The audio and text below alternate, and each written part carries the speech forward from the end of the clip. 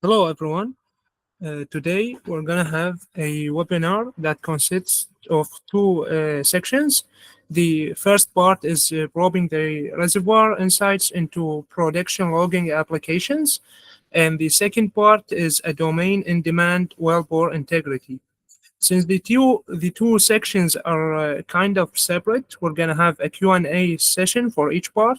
So after the first part finishes, it's gonna be followed by a Q&A session, and same thing goes for the second part.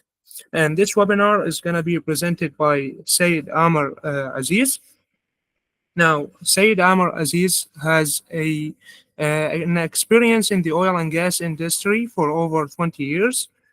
He began by taking a Master of Science degree in geology from Karachi University. After that, he was a senior wireline field engineer at National Petroleum Services. And then he took a position of production engineer at SLP, followed by a senior geoscience consultant at AMA FHH. And then he was counted as a well integrity support engineer at Genovo Group. And then he came back as a production and well integrity engineer at SLB, and still he's holding that position now. I want to welcome you, Mr. Said Amr Aziz, and thank you for accepting our invitation. And now I'm gonna close the sharing screen, and the mic is yours. Okay, thank you very much. Thank you, Abbas. Thank you for the nice introduction. Let me share my screen and then we start our presentation. All right.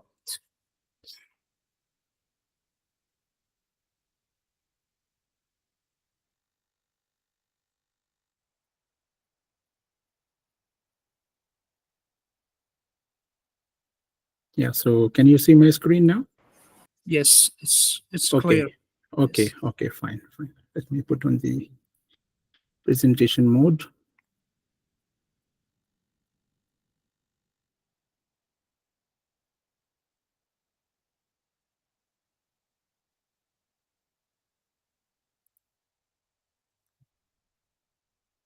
Can you see the slide or the another view of the dual slide for? I see the slide, but it's not in full Yeah. screen.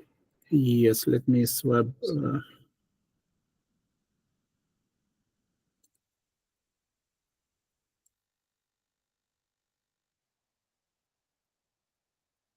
Now it's okay, right? You can see the full mode. No, still it's in like not the full mode or the full screen mode.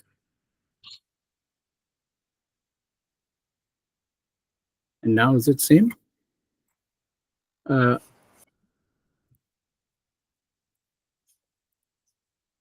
Yes, I think you need like to share your full screen, not just the window of the PowerPoint presentation, Yeah, if that is possible.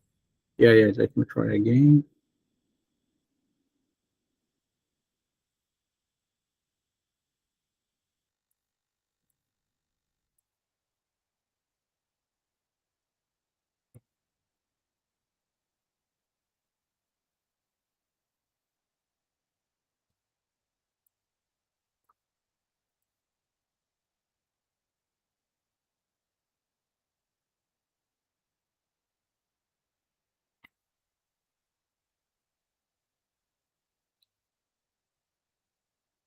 You can see now? Or still? It's still not in the full screen mode.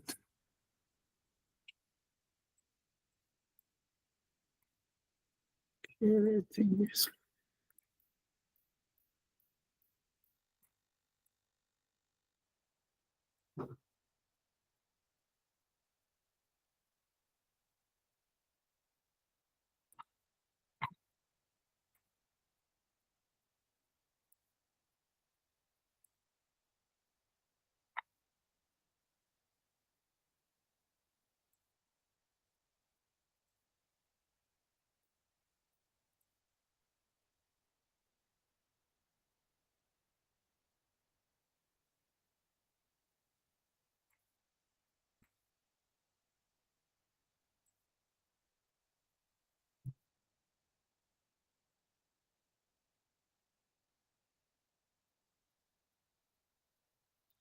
Yeah, is it okay or it's still the same? Yes, now it is in the full screen mode. That's good.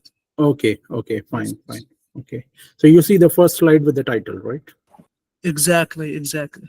Okay, okay. Okay then. Okay. Okay. So let's start. Good evening, everybody. Thank you, Abbas, for giving me opportunity to present quite interesting topic. Two presentations gonna be a little bit longer. It's two separate topics, as Abbas already mentioned, but we'll try to cover. I intentionally swapped both topics. I would like to present first the Wellbore Integrity because those is a little bit lengthy topic. Then in the end, we'll talk about the production logging techniques, and tools and techniques. So let me start without wasting any more time with the Wellbore Integrity. So as already Abbas mentioned, introduced me, I started my career in 2001 as a field engineer, and then over the time on different positions, mainly on the geoscience and the production and well integrity engineer in different companies, mainly in the Middle East. There are some professional publication I have, written, so it's just for your reference. Mainly those are related to also production and well integrity domain. So for this presentation, we'll be going through some such agenda. Basically, this is kind of basic to intermediate kind of knowledge sharing for me in terms of well integrity and production, because I was told that a lot of university students and some professionals will be attending. So I made my slides keeping in mind that it should be like a basic theory and idea of the things, and then we can go little bit deep into the examples and the interpretation part of that well integrity and production logging. So first, for the well integrity logging, just to as a definition, just to introduce what is a pipe integrity or what we means by the well integrity. So basically, well integrity is divided into two parts. One, we call it the corrosion analysis, and the other one is the cement analysis. So as we know, over the time of the well bore, so when the well bore is constructed, and from its initial stage to the production stage and to the later stage, when it's becomes old, the well then start having some well integrity issues. So there is a need to evaluate it continuously over the time, the condition or the pipe condition with respect to the theoretical and nominal dimension, because the well bore construction is consists of different tubulars. Is a casing, then we have a tubing, then we have some completion items like packers, mandrels, and some downhole valves. So all these over some time, because those are mainly from the carbon steel material, so those because of those are exposed with the downhole fluid, so are at some point of the time or in the initial point of the time, they get deteriorated. So we need to analyze the condition, because those condition can lead to very serious consequences if those are not fixed, these valve condition of the pipe condition.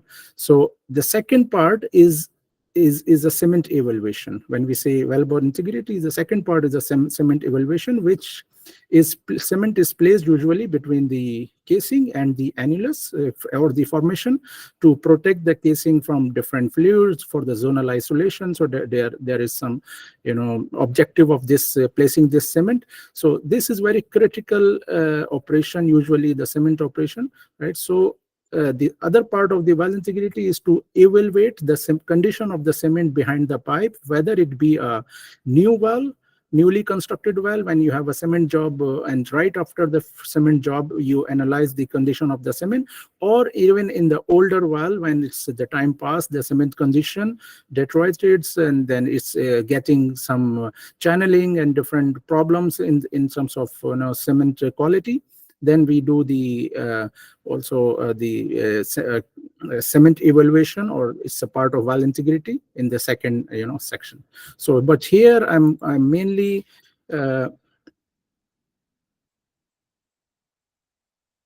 In this presentation, I'm mainly focusing on the pipe integrity part, not the cement interpretation, because that's a separate, entirely separate topic, and that will take a lot of different slides because it's a different theory. But for the pipe integrity, and we call it as a corrosion analysis as well. So let's start with the pipe integrity. What is mean by the pipe integrity? So basically, the pipe integrity or the casing integrity, tubular integrity, is maintained when the dimension and the conditions of the downhole tubular remains within the specific manufacturing tolerance. So what does it mean, the specific manufacturing tolerance? When the pipe is new, so it has some dimensions of the radius or the thickness. So as long as that dimensions are same, or it maintains those dimensions, we say the pipe has a good integrity. If those dimensions are changed by some downhole conditions, some getting holes, or some corrosions, or some different things downhole, then we need to evaluate it continuously and do some remedial things as a result of the well integrity log. So basically, first step is to select the candidate where we want to run these well integrity logs, or where we want to evaluate the pipe condition, and then do the analysis and get some answer, and based on that answer we get some remedial work, either to change the completion or do some remedial job, or setting some plugs, different things. So why corrosion is why there is a big issue of the pipe integrity? Because we know, as you can see here on the left side picture, so this is the typical well construction. You see there are a lot of hostile fluids downhole. There is salt water, there is H2S, there is some corrosive environment downhole, and different things. And the oil and water, mainly the water, is the one which is causing the corrosion in the pipes, because these pipes are made up of carbon steel. So water mixed with some carbon dioxide makes an acidic nature. So those acidic nature is basically corroding the internal and external condition of the pipe. All right. So here is the big question: why we evaluate the pipe integrity? So as I mentioned, that the first thing we want you to know, that what is the condition of the pipe? Is it maintaining over the production, over the time, the well, after a few years or many years? So it is expected to deteriorate downhole, and then whether it's creating any kind of leaks or problems, some holes.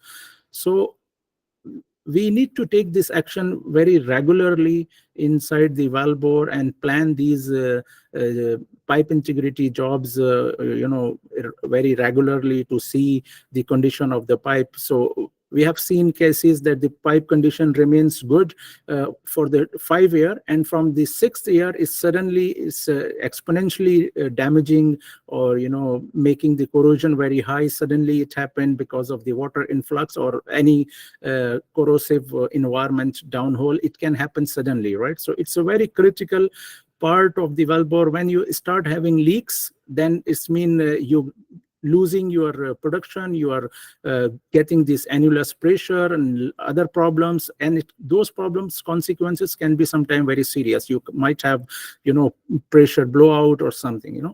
So that's why it's very important to keep monitoring the condition of the downhole pipe. So the precise identification and failure can minimize the repair expense. So when you do your monitoring over the time, so how's the condition of the pipe, then from the well integrity logs, we can also tell the life of the well, what is the time to failure. So time to failure means for how long this casing or the tubular can survive, or assuming the rate of corrosion is constant over the time, then we can tell them that, let's say, in next 10 years, you need to change the completion or change the pipe, or or do some work over inside. So these are the challenges and in the well integrity logs.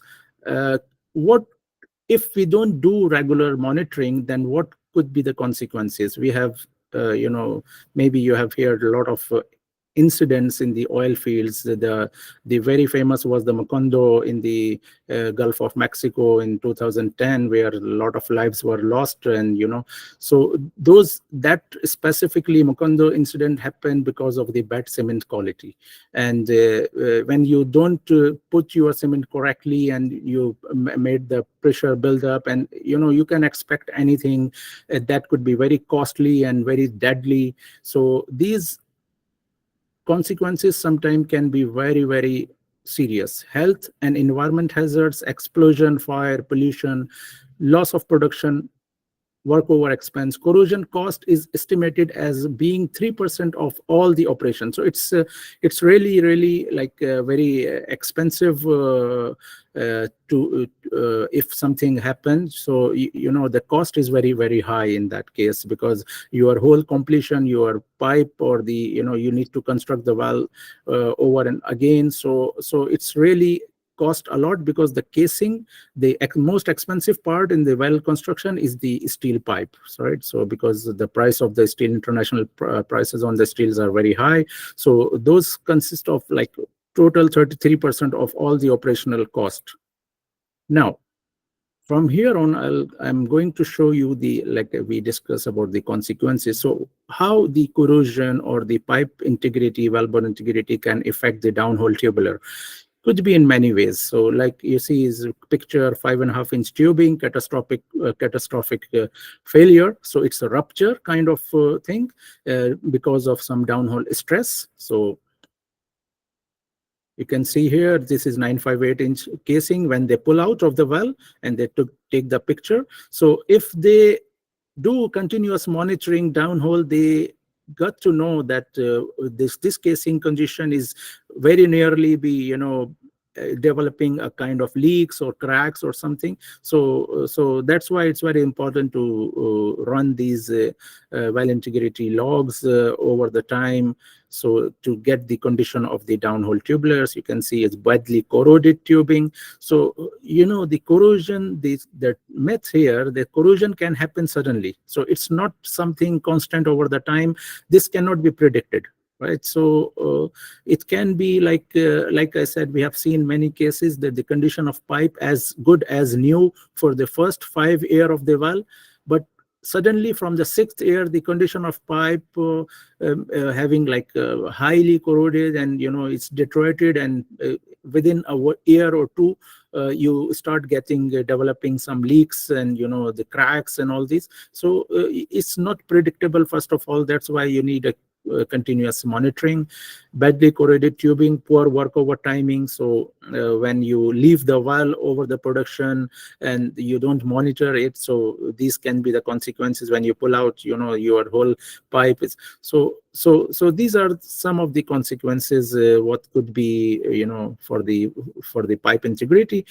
Now, when we talk about the cause of the pipe integrity, why it happened downhole, as I already mentioned, that there are some hostile environment in the oil well downhole conditions. So when we say hostile, it's mean we have got some H2S, which is highly corrosive gas. Then we have a CO2. When CO2 mix up with the water, it becomes a carbonic acid, which is highly corrosive. And this carbonic acid is actually corroding or eating the internal surface of the pipe. So this could be one thing. Another thing is the poor cementing. As you can see here, the poor cementing. When you have very bad cement or not at all cement, then the water in the formation can approach to the casing, and then it start corroding externally. Right, so you have an internal corrosion from the internal fluids, then you have an external corrosion. So it's from both sides. If you don't protect the pipe, or you don't make a good cement job, then externally there is a chance that you will get this highly corrosion from the external surface of the pipe. So these are the downhole corrosive environments. Now here, what is the location of the corrosion, right? So assume this is the pipe. Okay, this is the internal pipe, right? And then you have an external casing. this is the external casing. So it could be anywhere, right? So we get the internal corrosion on the inner surface of the pipe, as well as, like I said, when you have a bad cement or channeling or some migration behind the pipe, that can affect the outer casing internal corrosion, or the, we call it like external corrosion or on the outer pipe. So it could be either way, could be internal, could be external. When you have a multiple tubular, you have a casing, you have a tubing, then you have a 958 casing, then you have a 1338 casing, multiple pipes. So all of them are exposed to downhole conditions. So at some point of the time, all these casings will got some corrosion and lead to the failure. So we have in the logging, in the wireline logging, or in the monitoring downhole from the downhole tools, we know that many tools are being run for different purposes, like production log, well integrity log, petrophysics, for reservoir evaluation. So we know a lot of tool physics and a lot of different types of logs are run. But why pipe integrity log is unique and is very critical? The one aspect I've already discussed, that this is a financial, because this can lead to a very expensive operation, right? Very expensive consequences because of some failure, or so it's a lot of, first of all, a lot of financials involved in the pipe integrity, then the time restraint. So sometimes these jobs are on urgency basis, like for cement evaluation, when they do a kind of remedial job, or a squeeze job on the squeeze, remedial job to set the cement on the inside the annulus. So they need the quick answer. So based on that, that answer, they need to plan the next operation.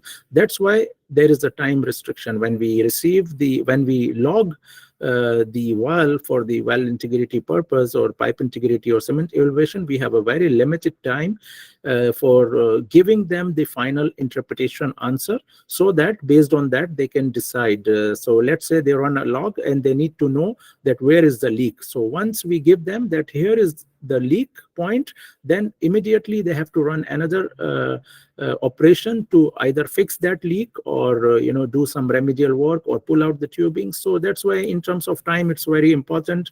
We have to be giving answer very quickly. So what is the typical practical application of when we talk about the well integrity logs? Later on in the slides, I will explain what kind of measurements we do downhole. As of now, I'm just focusing on the introduction and how the corrosion or the happen and what are the consequences, right? So the typical practical application is determination of the burst pressure rating, right? So over the time, when the pipe is new, it has some manufacturing from the manufacturer, some burst pressure. So it's a pressure rating. Burst pressure is pressure rating at which the pipe fails, or at which the pipe burst. So when the pipe exposed to different corrosions and the thickness is not same and it's corroded, then when we log the well integrity logs, then based on that logs, the one answer the client or the operator companies, they are always asking us is the burst pressure. What is the remaining burst pressure? So what pressure can this pipe can sustain now? I mean, when it was new, so definitely it has like 60,000, 80,000 pressures, but what is the current condition of that burst pressure? So that's the one answer we give them. Is there any potential work over requirement? So based on the log, well integrity log, we give them answer of this question as well. Packer setting integrity. So there are a lot of different completion jewelries, completion items in the downhole. So like packer or downhole valve. So if they set the packer, if that packer is holding the seal or no, so by the well integrity logs, we can give them that answer, because this is also very critical. The basic purpose of the packer is to seal, to make the seal downhole. If that seal is not successful, then they have to do some either to pull out the packer or set another packer. So it's very important answer product also to know the packer integrity, absolute determination, which is the internal diameter of the pipe, right? So when they set packer or whipstock, they need to see very clean section of the pipe. So based on the log data, we tell them that this is the point where you can easily fix your whipstock or packer or different completion item. So we have to choose the clean section free from the corrosion, right? So these are the optimized data acquisition and interpretation.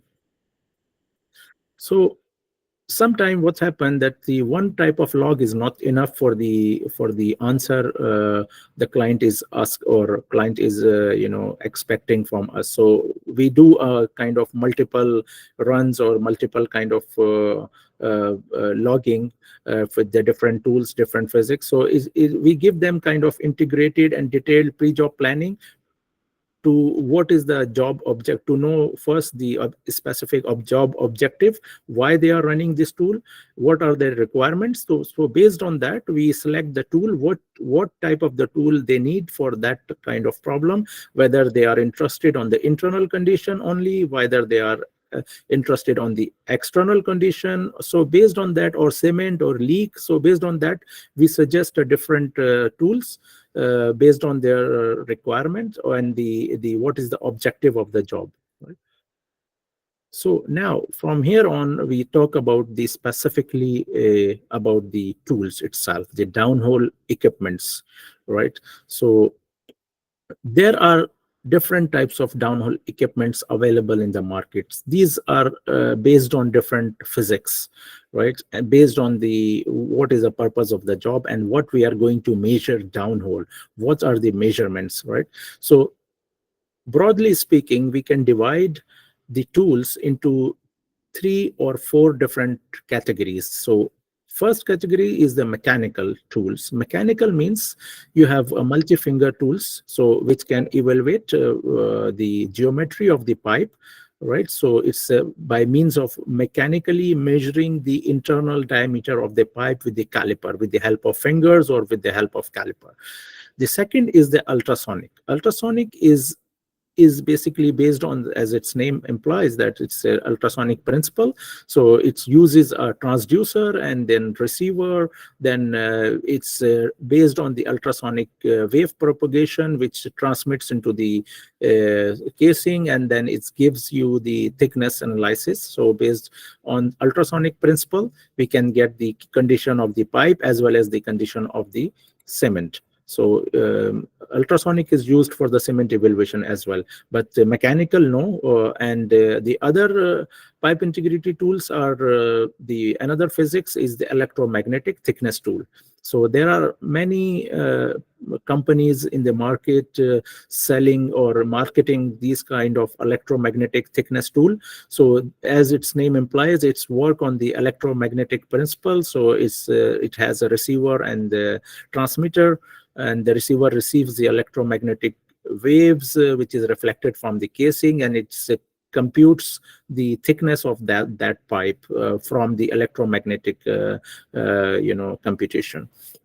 So and there are several companies, several supplier in the market. They claims that they can log up to multiple barrier, like 2 pipes or 3 pipes. Even some claims that they can measure the thickness of the 4th barrier, which means the 4th casing from the well bore. So the well is, when the well is constructed, it's not only the single pipe downhole. So you have a tubing, then you have a smaller casing, then you have a casing behind that. So you have a multiple casing. What if the 3rd casing or the 4th casing is getting corroded? So is there any way to evaluate the 1st or 2nd casing? So as of now, the only available physics or only available tools in the market for the 2nd barrier or 3rd barrier is the electromagnetic waves, because these waves can propagate more deep into the in the casing to the 2nd or 3rd. It can gives some reference from the 2nd or 3rd interface pipe. So we'll talk about this on different slides. Now, to start with, the first is the multi-finger imaging tool, as I said, the mechanical one. So this is purely mechanical. It has got a lot of fingers. You can see these small fingers. It's like scanning the internal condition of the pipe. So we run this tool downhole with the help of wireline or slick line or coil tubing or any other conveyance. And then these arms in the down is these basically serve as a centralizer, because this tool need to be centralized in the well bore. And then once we got to the bottom of the well bore, then we start opening these. There is a downhole motor which operates, and then these fingers starts opening to the maximum so that all the fingers are touching the internal surface of the pipe. Then we start logging up slowly with the slower speed, and these fingers is basically scanning the 360-degree or the azimuthal coverage of the pipe, whether it be a tubing or casing, 5.5, 7-inch, and there are different sizes we will see. So what is the main application of the multi-finger mechanical tool? So basically it is used for the analyzing the internal condition of the pipe. Since this is based on the mechanical, so it cannot see anything external of the pipe, because the tool is inside the tubing or inside the tubular, so it can only see the internal condition. But this is the good thing about these kind of tools is they are very, very high resolution tools. So even a small change, they have a very good resolution, vertical resolution, and the radial resolution, so they can very accurately see the small corrosion, the pinholes.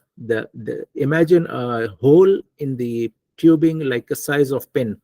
So it can even see the leaks, pinholes, scales build up. Sometime, the diameter is even smaller because of some scale buildup on the internal surface. Mechanical damage, like I show you in some pictures, we'll see later on as well, because of some downhole stress. So the whole tubular can fail, or can occur some damage in the pipe distortion, because of some stress forces downhole.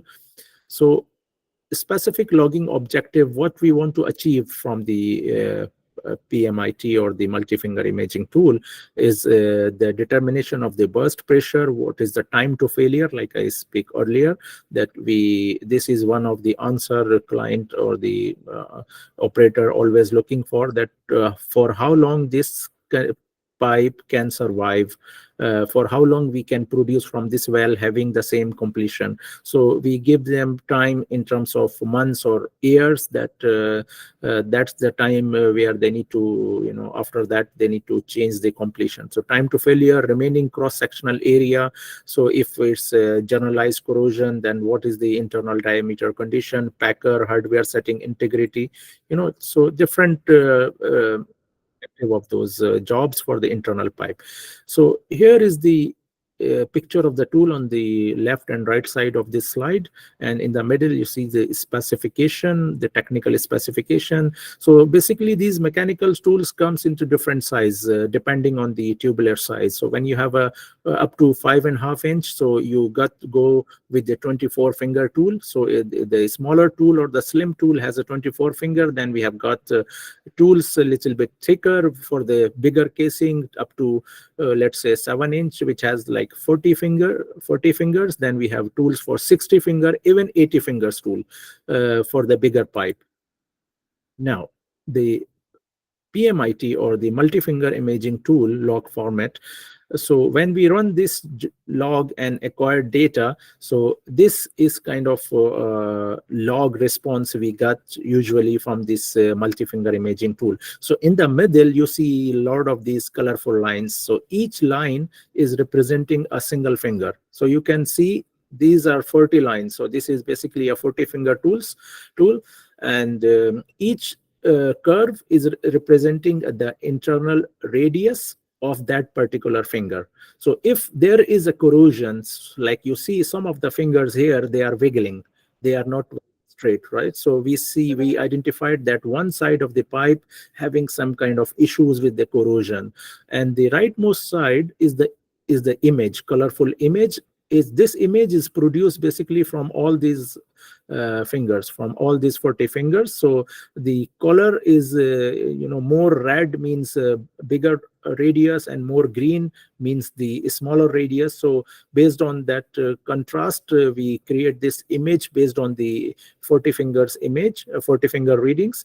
So from that image, it's very easy to identify where is the corrosion. So you see on this image, there is a continuously red strips, which means that the higher diameter. So it's like a groove or a small channel inside the wellbore, because of some pipe interaction or drill pipe wear or something. So we see a clear kind of groove inside the one side of the pipe. So that's how the multi-finger imaging tool is identifying different types of corrosion downhole.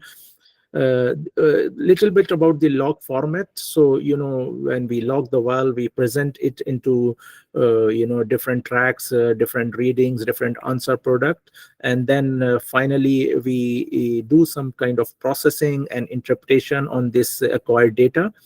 Basically what you see on the screen is the raw data. So this is the field print or the raw data, right? So we usually, as an interpretation engineer, we take this raw data and do some analysis based on our different software for the well integrity interpretation, and then we give them some computation, some corrosion analysis, joint by joint analysis for, let's say they have 400 joints, tubing joints. So we give them a joint analysis for each tubing, the maximum metal loss, minimum metal loss, average metal loss. So there are a lot of computation done on that. Now, this is another example of the log. You see on the left track, you see the red curve is showing the maximum reading. Actually, this is response from the one of the finger which is reading maximum. So most probably this is across the perforation area. So that's why you see very clean pipe in between. Then you have all these red spot. Then we have a clean pipe. Then we have again perforation. So this is how it looks like when you have a downhole perforations for the different purpose. So when you log across the perforation, you see this kind of log response. Another one. Excuse me. Okay, another one is the bigger size of the tool, which is used for 5-inch OD. It has a 60 finger. So this is used for the bigger diameter of the pipe. You can see from this 60 finger response, the black lines in the middle, they are response from the traces from each finger, radially or azimuthally distributed. Let's say this is the 0 degree and this is the 360 degree. So the whole azimuthal of the radial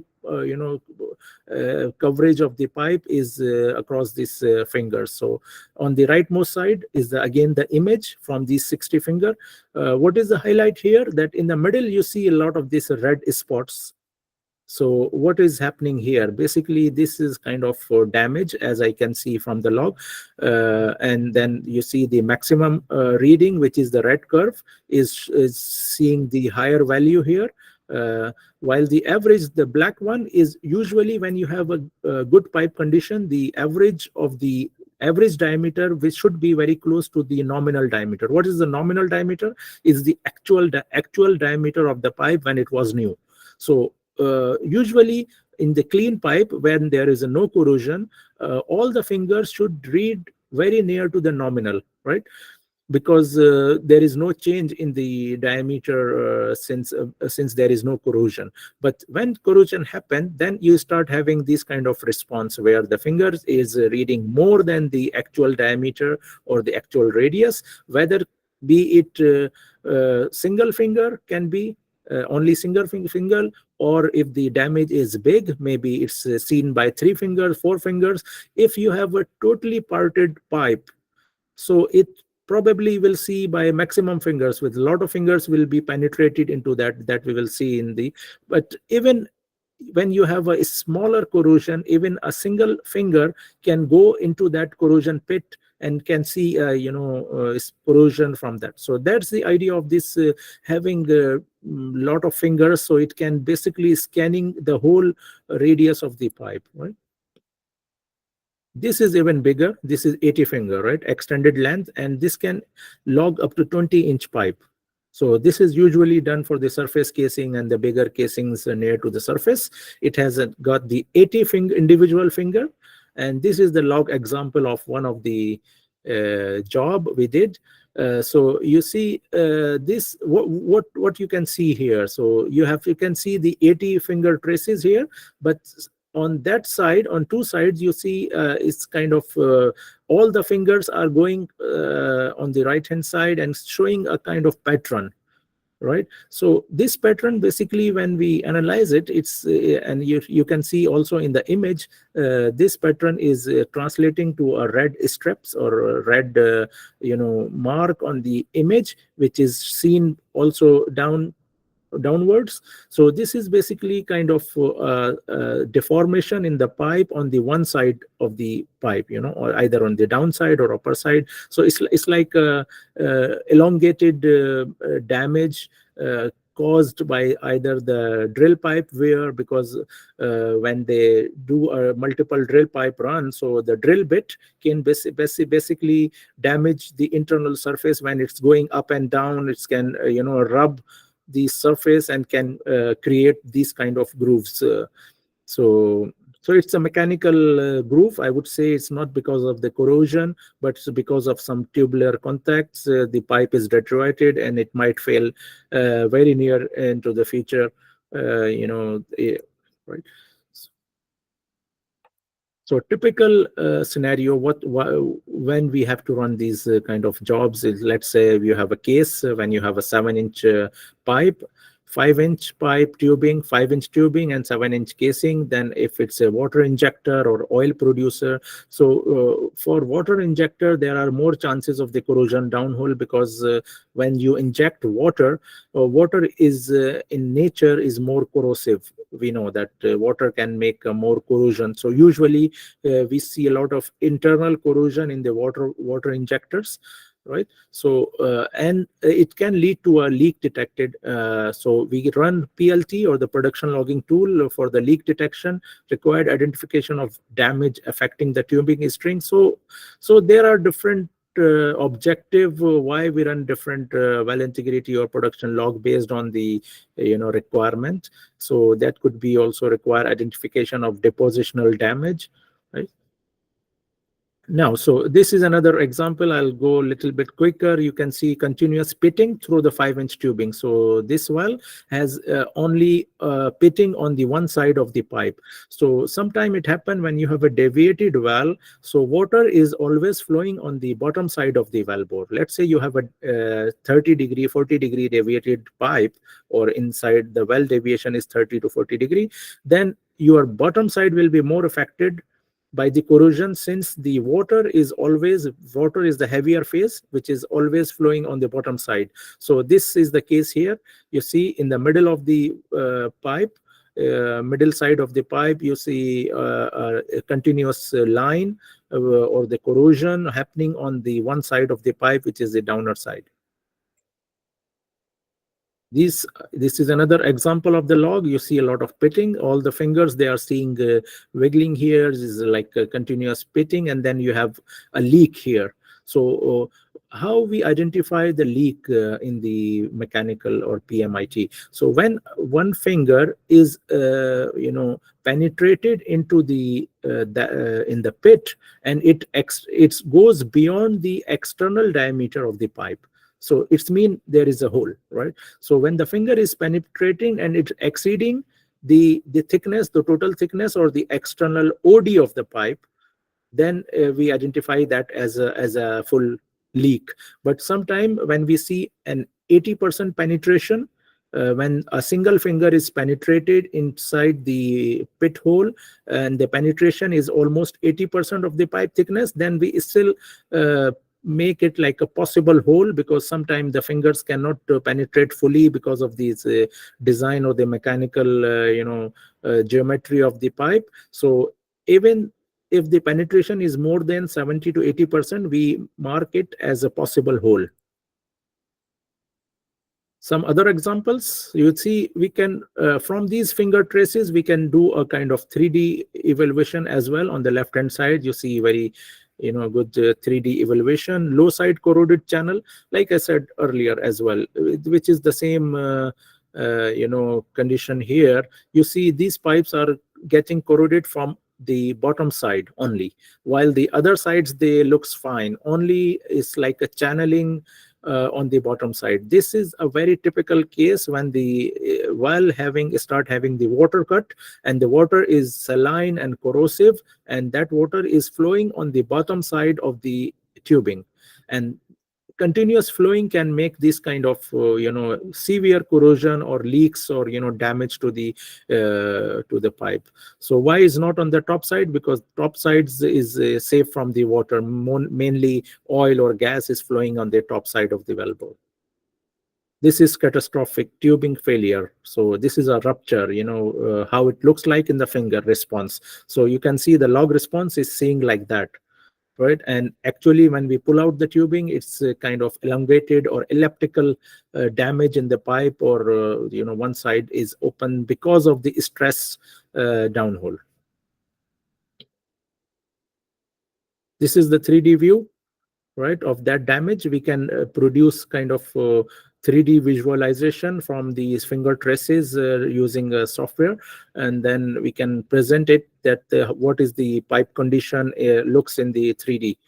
Like this one, you can see we can see different types of completion, packers, some bigger diameter, smaller diameter, the pipe condition overall, and we usually provide our customer with the 3D visualization of different damages or anomalies or leaks or something, right?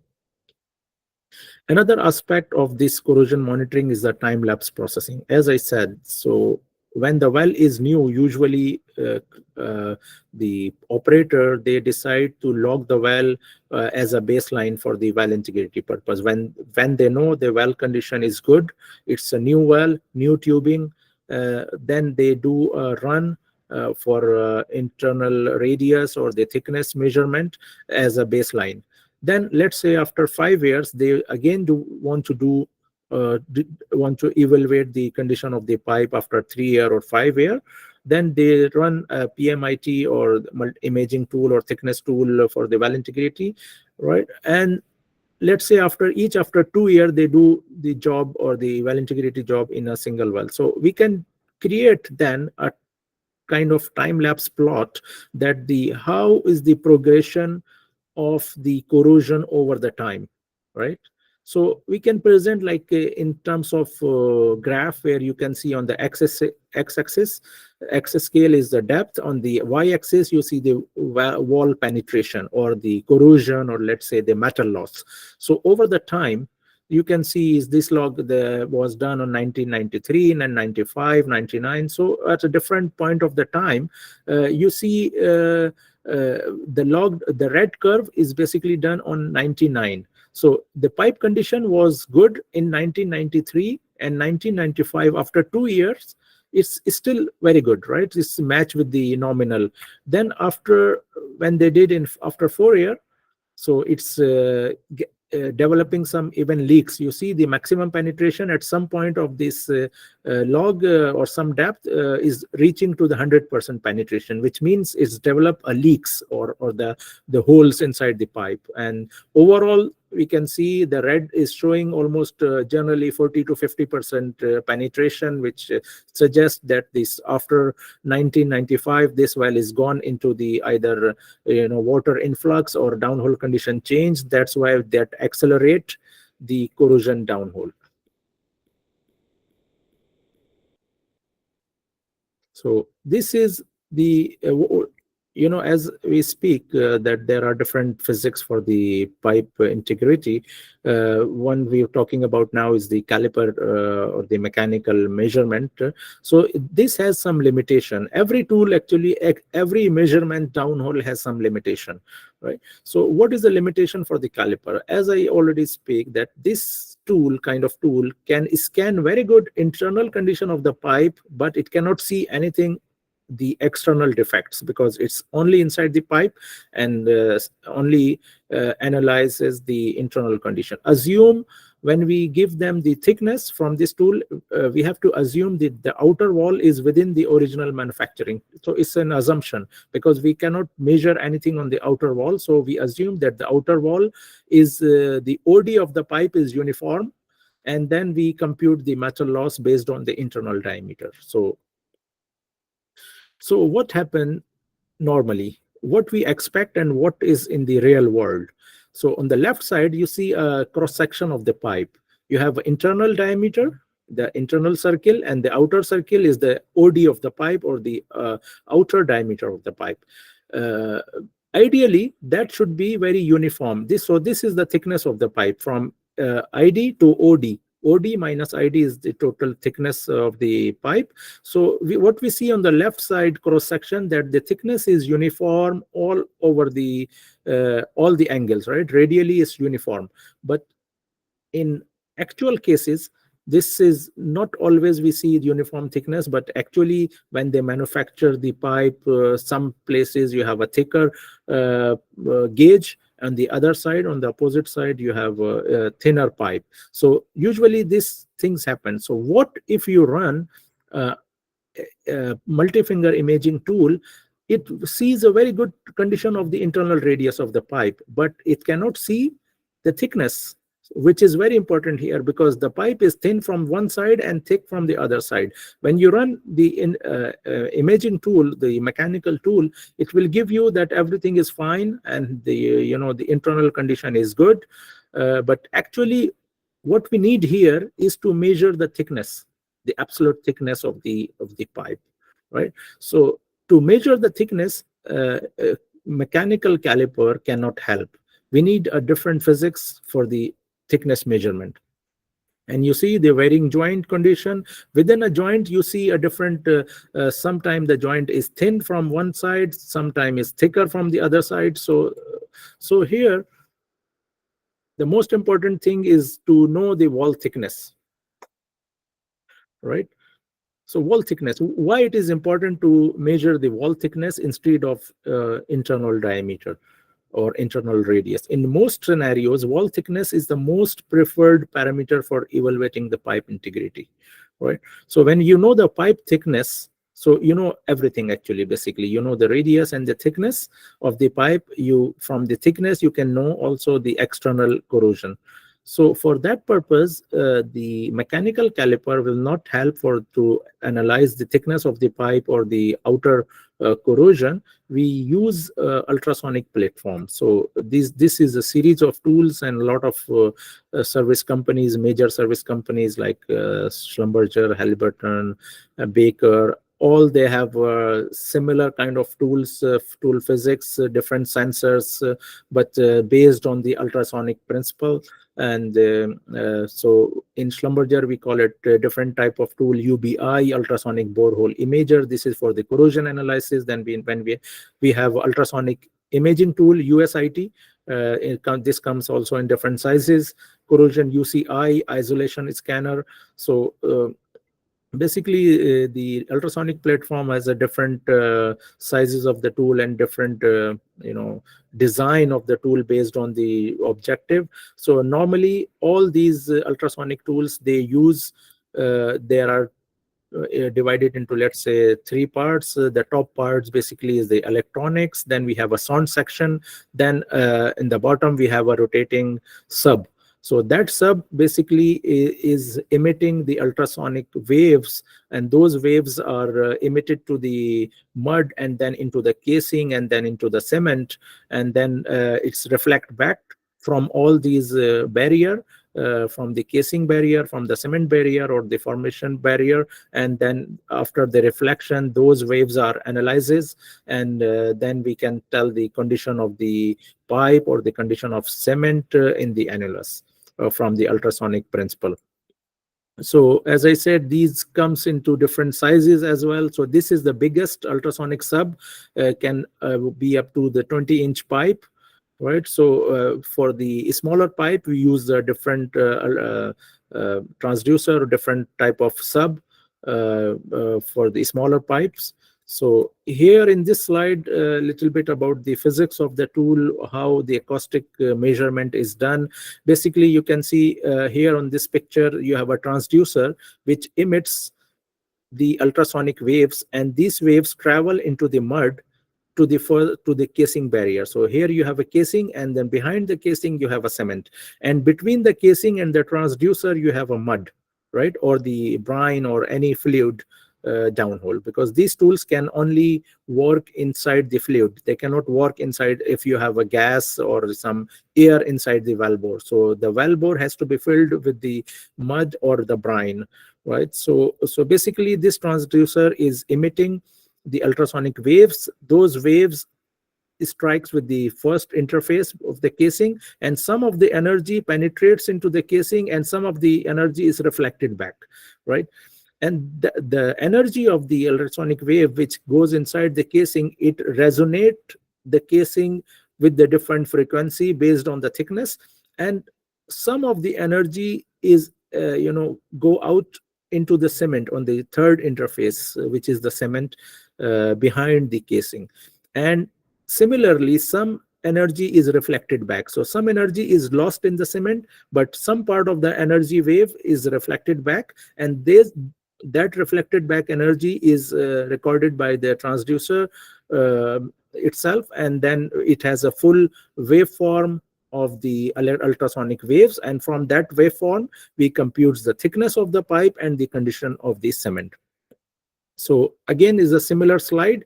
You can see it's a different just a diagram. If we have a transducer which is in the red, then you have a mud in the blue, then this yellow is the casing, then behind the casing you have cement. So you see how is different measurements are done. So the first echo amplitude, the amplitude of the first echo is telling us about the internal condition of the pipe, because it measures the travel time, and then the first echo is about is measuring the internal condition of the casing. Then you have some energy is transmitted into the casing and make resonance, and that resonance give us the thickness of the pipe. Similarly, some energy is reflected into the cement and reflected back to the transducer, which gives the cement impedance or the quality of the cements. Basically, we are measuring the acoustic velocity and we know the density. So this is a simple equation how the cement condition is analyzes. So we are measuring acoustic velocity multiplied with the density, and we get the Z, which is the acoustic impedance of the cement behind the pipe. So acoustic impedance is a product of density and acoustic velocity. Higher the acoustic impedance, the better the quality of the cement. So the unit of the acoustic impedance usually is megarel, right? So basically, ultrasonic platform is used for three different measurements: wall thickness, as I already mentioned, internal radius of the pipe, internal condition, and the inner wall rugosity, right? So this is the corrosion part of the ultrasonic. We have a cement part, which is totally different. It analyzes the cement condition. So sometime when we run the log, the objective is both corrosion and the cement. But in if the objective is only to analyze the corrosion, then we don't run into the cement mode. We are not caring about the whatever is behind the pipe, but we are only focusing on the corrosion part of the waves, which is giving us the internal radius and the thickness. So it depends for what purpose this tool is run, whether it's for the cement evaluation or the corrosion or both. So here are some of the examples of the ultrasonic log, USIT log. So let me explain you quickly. You can see here on the first track, this is the amplitude image from the first amplitude. It's when it's yellow or very uniform, then it indicates that the condition of the internal surface of the pipe is very clean. When you start getting these kind of blue black spots, which means is the higher value, and is giving you that there is some corrosion or some mechanical groove on the internals on that side of the pipe. So right, then you have these two images on the right hand side. Basically the first image is indicating the internal radius, and the second image is indicating the thickness, right? So when you see some features on the internal surface and on as well as on the thickness, then we characterize it as an external corrosion, because the thickness is changed and the internal condition is changed as well. Oh, I'm sorry, it's as an internal corrosion, not the external one, because external one will only appear on the thickness map, not on the internal pipe, because the pipe is good on from the internal surface, but only the externally thickness is deteriorated. So here is the case. When you have a uniform thickness, you see all over is like this. The thickness image is like whitish. You can see on the second track here. So when you have a pipe which has a uniform thickness radially, then you don't see any difference in the thickness on one side to other side. But in normal cases, as I explained, that these tubulars or the pipes are not very having not very uniform thickness, so they are thinner from one side and thick from the other side. So in these kind of pipes, even when these pipes are in new condition, we get this kind of response in the thickness image. We see a darker and the reddish and bluish strips, which is reddish is showing the less thickness, and the bluish is showing the higher thickness, right? So it's a continuous pattern. You can see sorry, right? So this is a kind of response in when you have a non-uniform pipe thickness. Now, a little bit about the external corrosion, because I already said that the multi-finger imaging tools are not designed for the external corrosion. But if we are suspecting any external corrosion on the external surface of the pipe, then we need to choose the ultrasonic platform, and this can give you the absolute thickness. That thickness include the internal as well as the external condition of the pipe. So like you can see here in this picture, how the external surface of the pipe is corroded, and this is how it looks like in the log, in the thickness image. But remember, this corrosion which is seen in the thickness image is not seen in the internal radius. So that makes it a case of external corrosion. When you don't see anything, your internal image is clean and don't see any corrosion, and you see a corrosion on the thickness only, that is indicating the external corrosion. This is how we identify the external or the internal corrosion from the thickness and radius image. This is another example where you see different sizes of the pipe. You see the pipe condition is good, but the pipe of the size of the pipe is different. So we have one joint is a bigger diameter, then you have a smaller diameter, then you have a different sizes of the pipe, but the overall thickness and the internal condition of the pipe looks good here. This is a kind of generalized corrosion or pitting inside the pipe, you see. So when you have a lot of generalized corrosion or some regular pitting inside the pipe, it looks like these spots in the internal surface of the internal radius image as well as on the thickness image. When you have a cut, like you have a cut in the pipe, this looks like that response on the log. You see, this is another anomaly inside the pipe. So this is what you see on the screen is the image from the ultrasonic. The red is basically is the where the thickness or the radius are reading maximum values, and the blue is reading where it's reading the minimum value. So let me just explain quickly how the image is created. Image is created from 72 different traces. When the sub is rotating, basically it's in ultrasonic during the logging, the sub is rotating, right, and it's taking one sample of each 5 degree of the wellbore. So basically it's rotating and scanning all the sides of the pipe or the radially, all the taking the measurements at every 5 degree of the movement, right? So from that all 72 traces we create this image. and the middle of the image is showing generally the downer side of the pipe, while the edges of the image is basically on the top side of the pipe.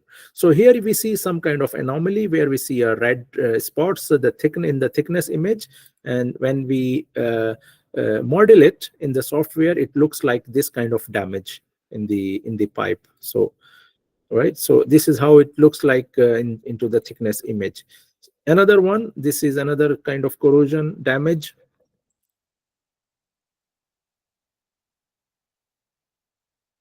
So these are different type of anomalies we can identify from the ultrasonic imaging tool. Now the third one, and probably I think is the last one, is the electromagnetic imaging tool. This is again also the thickness tool, but this is based not on the mechanical, not on the ultrasonic, but on the electromagnetic waves. So as its name implies, this is electromagnetic principle imaging tool. It uses the non-constructive induction method to detect the metal loss, pits and holes. So basically this tool is having a transmitter and receiver. The transmitter emits the electromagnetic waves of different frequencies, and those reflected back into the receiver. And from that frequency of these waves, we can analyze it and do some computation, and we can measure the quantitative analysis of thickness evaluation in the single pipe, qualitative thickness of the multiple pipe when you have more than one pipe. But as I said, there are other tools available in the market now which can quantitatively can give you thickness of the 2 or 3 barrier or 3 pipes simultaneously. Then we have a thickness image. Through tubing measurements operate in all downhole fluids. So these are the specification of these electromagnetic tools. Basically, these tools are also thickness tool, but these tools, they don't have a very high resolution compared to the mechanical multi-finger imaging tool or the ultrasonic tool.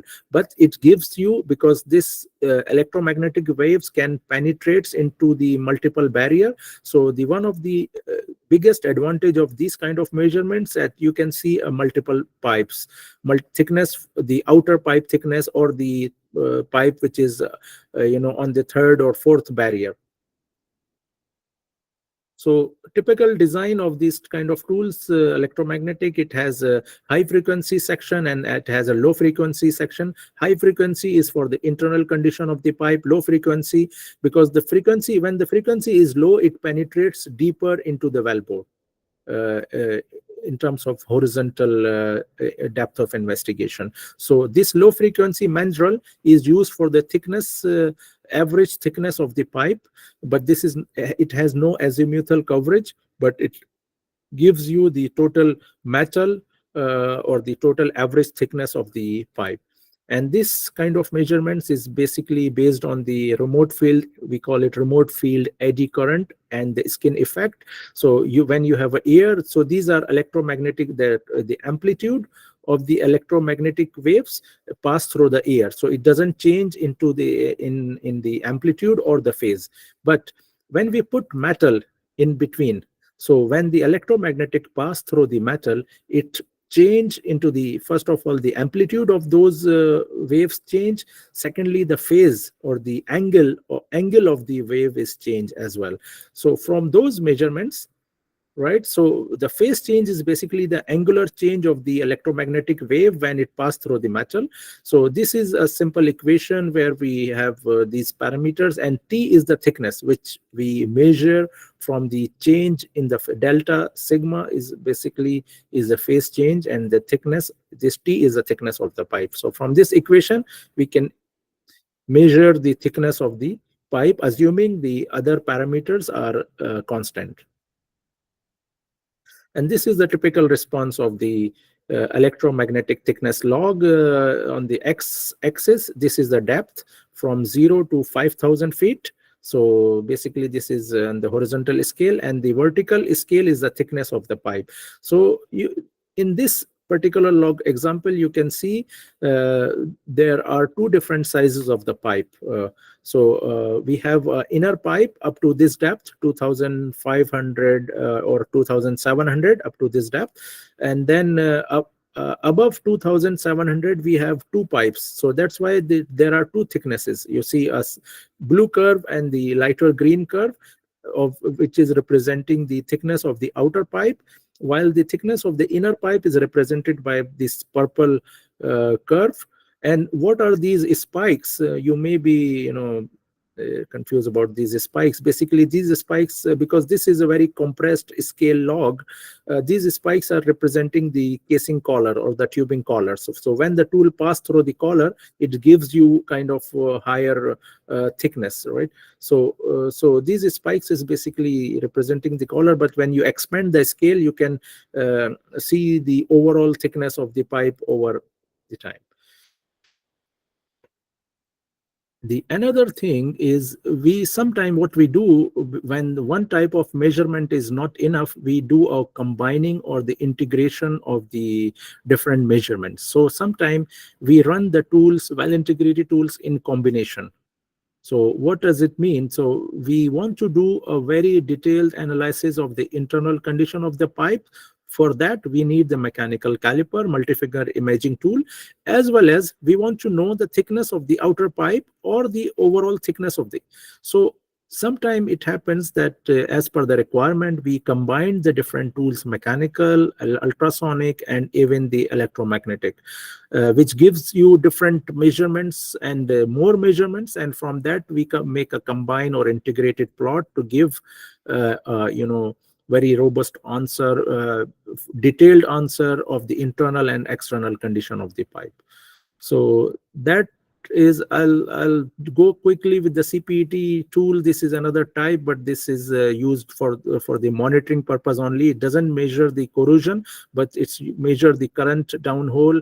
And the cathodic protection system are installed on the well sites, some of the well sites, to protect the casing. So basically the idea is to pump the electrical current into the casing to protect it from the corrosion in the future. So the casing act as a cathode, and the outer surface is act as an anode. So because of positive and negative ions, so the casing is protected. But this tool is used to evaluate the performance of the cathodic protection system, which is installed on surface. So I'll just go it quickly.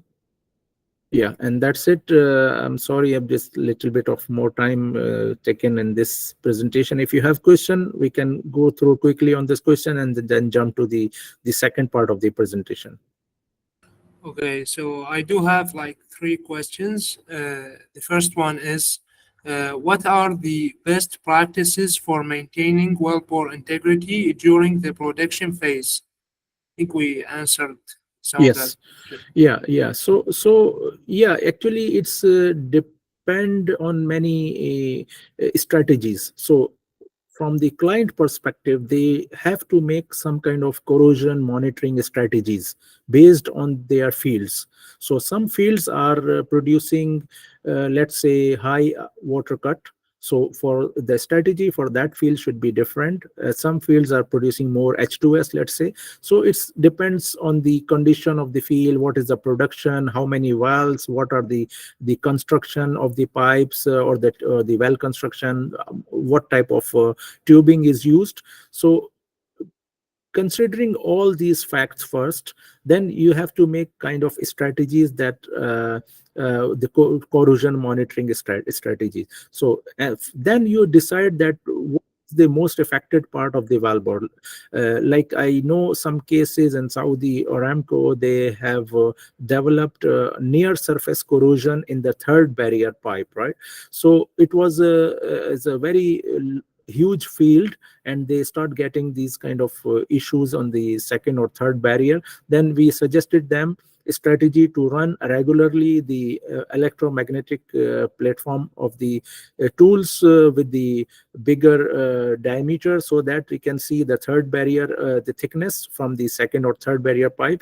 So It's really depend when you have a high water cut and your internal surface is most affected, then you go for the internal radius like multi-finger tools or the ultrasonics. So this is, you have to decide based on the history of the field or the production history of that field. All right. So the second question is there a special software for processing well integrity logs, or can we just use traditional softwares like TechLog? Well, look, most of these well integrity logs are readily answer product. So when the field print, as I showed you a lot of examples, those were not processed one. Basically, those we can basically identify the problem, or we can achieve the objective in 90% of the case without doing any kind of further processing, because the field answer, what we get from the raw data, is enough to identify the problem. But if in some cases client is looking for detailed analysis, joint by joint analysis, metal loss, then we do use different software. Yeah, TechLog is one, and now we have developed very specific for the well integrity inside the TechLog. It's a module which can deal with all kind of tools, and it can do a lot of processing, but for the cement, corrosion summary reports and reporting. So it has basically everything, but different service companies, they are using different software. It is available in the market, a lot of software, even the Kappa software, you can use that for the multi-finger and for the different application of the well integrity. So there are a lot of different softwares, but TechLog, usually in Schlumberger we use TechLog for the well integrity interpretation.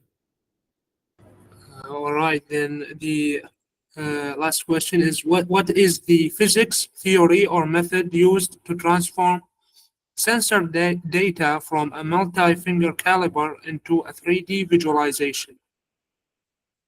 So it's a very it doesn't need any algorithm. Basically, each trace is measuring reading, right, of the internal radius, right? So basically, the software, what it does, it's just display it into radially, right? So what we see on the log is on the 2D scale, on the 2D visualization, but you can just make it radially, and then the software, these 3D visualization software, they give you a very fancy look of the 3D tubular, but it's very simple. Each finger is translated into the radius, and those radiuses are constructed into 3D tubular form. So it's a similar to the image. Image is 2D.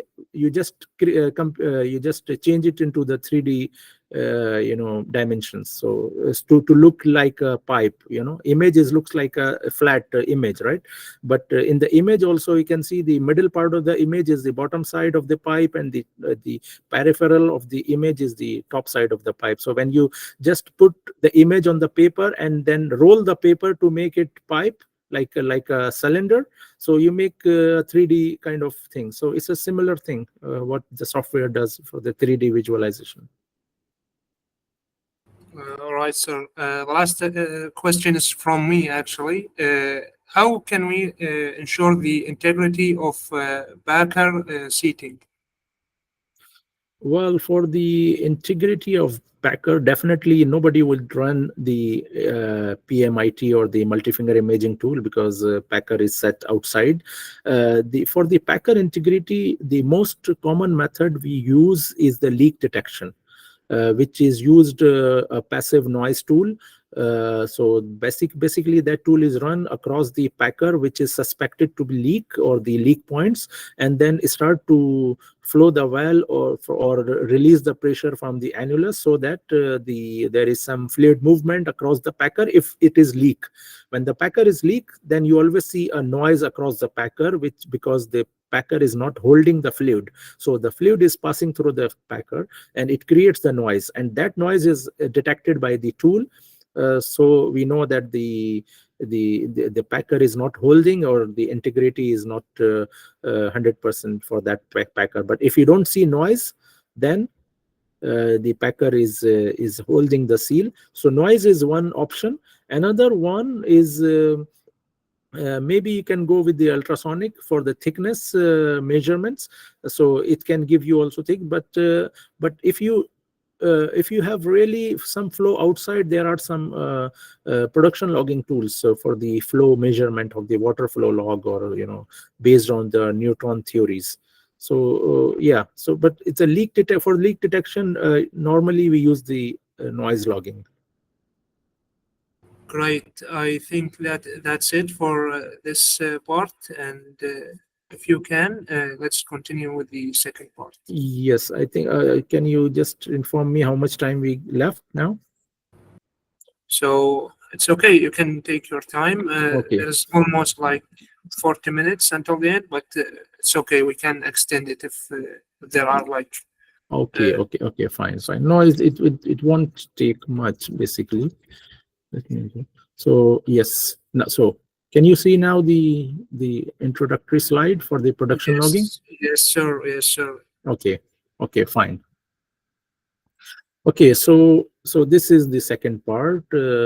We have learned a little bit about the well integrity, which is basically the pipe, the evaluating the condition of the pipe and cement. But the similar part, another one is probing the reservoir using the production logging tool.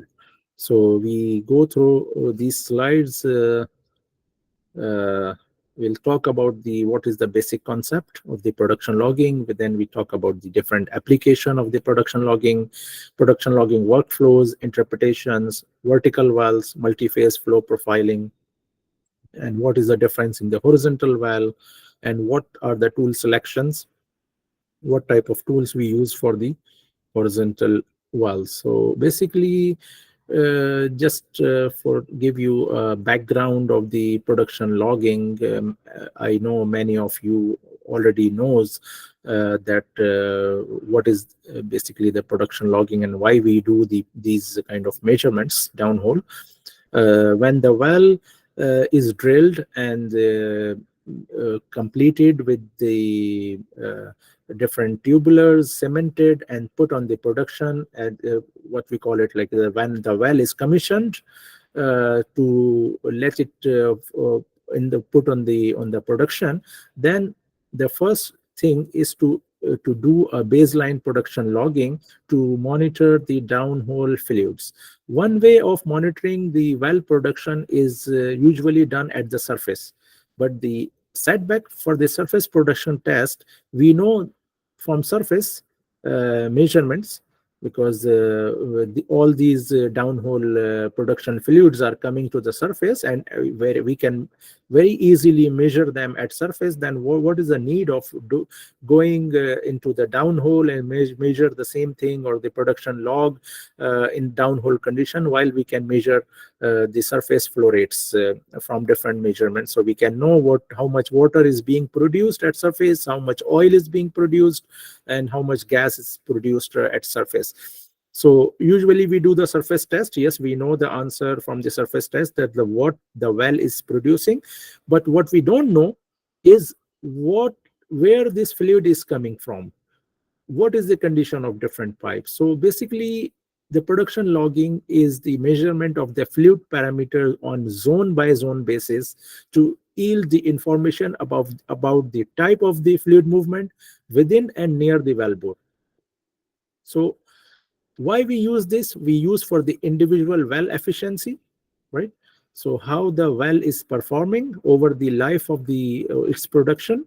The tracking the fluid movement within the reservoir, because when a new well start to produce oil, because the basic purpose of these jobs are to maximize the oil production and minimize the water production, or minimize the unwanted fluid production, whether it be a gas, H2S, or anything. So in order to maximize the oil production, you need to do continuous tracking of the fluid movement.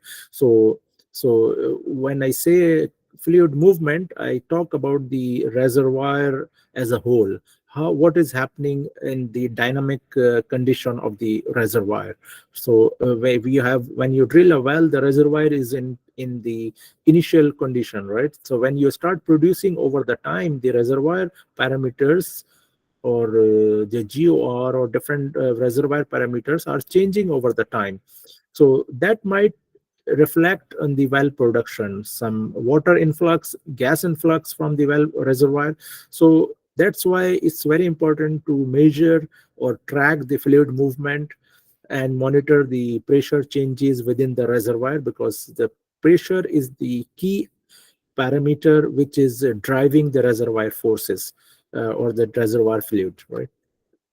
So basically, for the production logging, we give the answer product. You can see the pictures on the right side of this slide. So what we call it is the production profile of the wellbore. So we give them a zonal contribution from each perforation. Let's say a well has a four or five sets of perforation. So from each perforation, some fluid is coming, whether it be oil, water, or gas. So we can identify the different types of fluid downhole and what is the quantity of those fluids produced from each zones. When I say zones could it be perforation or open hole, any zones downhole, or could be the formation zones. Now, we can divide the production logging objective into two broad types. One, we use the production logging for the production management and well integrity purpose. So this is like a single wellbore basis. When we need to analyze the wellbore parameters of the wellbore production parameter of a single well, then we run the production logging tools, and that gives you the answer of what and how much is being produced at downhole conditions, where it is coming from. I mean, the water and oil or gas zones. Where in there could be a producer well. Equally, there could be an injector well. An injector can be a gas injector or a water injector. So when the well is injector, you definitely want to know that where your injection is going into which zone. So the injection profile, when we run the production logging, we give the injection profile and give the detailed answer that which zones are basically taking the injection fluid. Why the well having high water cut. So suddenly, like I said, over the life of the reservoir or life of the well start cutting water or producing water suddenly. So what is the source of that water, where that water is coming from, whether it's coming from a single perforation or multiple perforations or a reservoir, or whether there is a leak downhole. So all these answers we got to know from running the production logging tool. Water shut off, why the high GOR. So suddenly the oil well start producing gas, high gas. So it's mean whether the well is producing below bubble point, or there is some gas connection happened downhole with the gas column, or the gas cap of the reservoir, or you have some high permeability streak, so where it's making the gas produced into the wellbore, unwanted gas. So definitely you wanted to stop that gas or water, unwanted fluid, and do some remedial job, right? So first objective also to know what is the source of water, what is the source of gas, is there any cross flow. So sometimes the cross flow happening between the zones of high pressure and low pressure zones. Is there any leak downhole?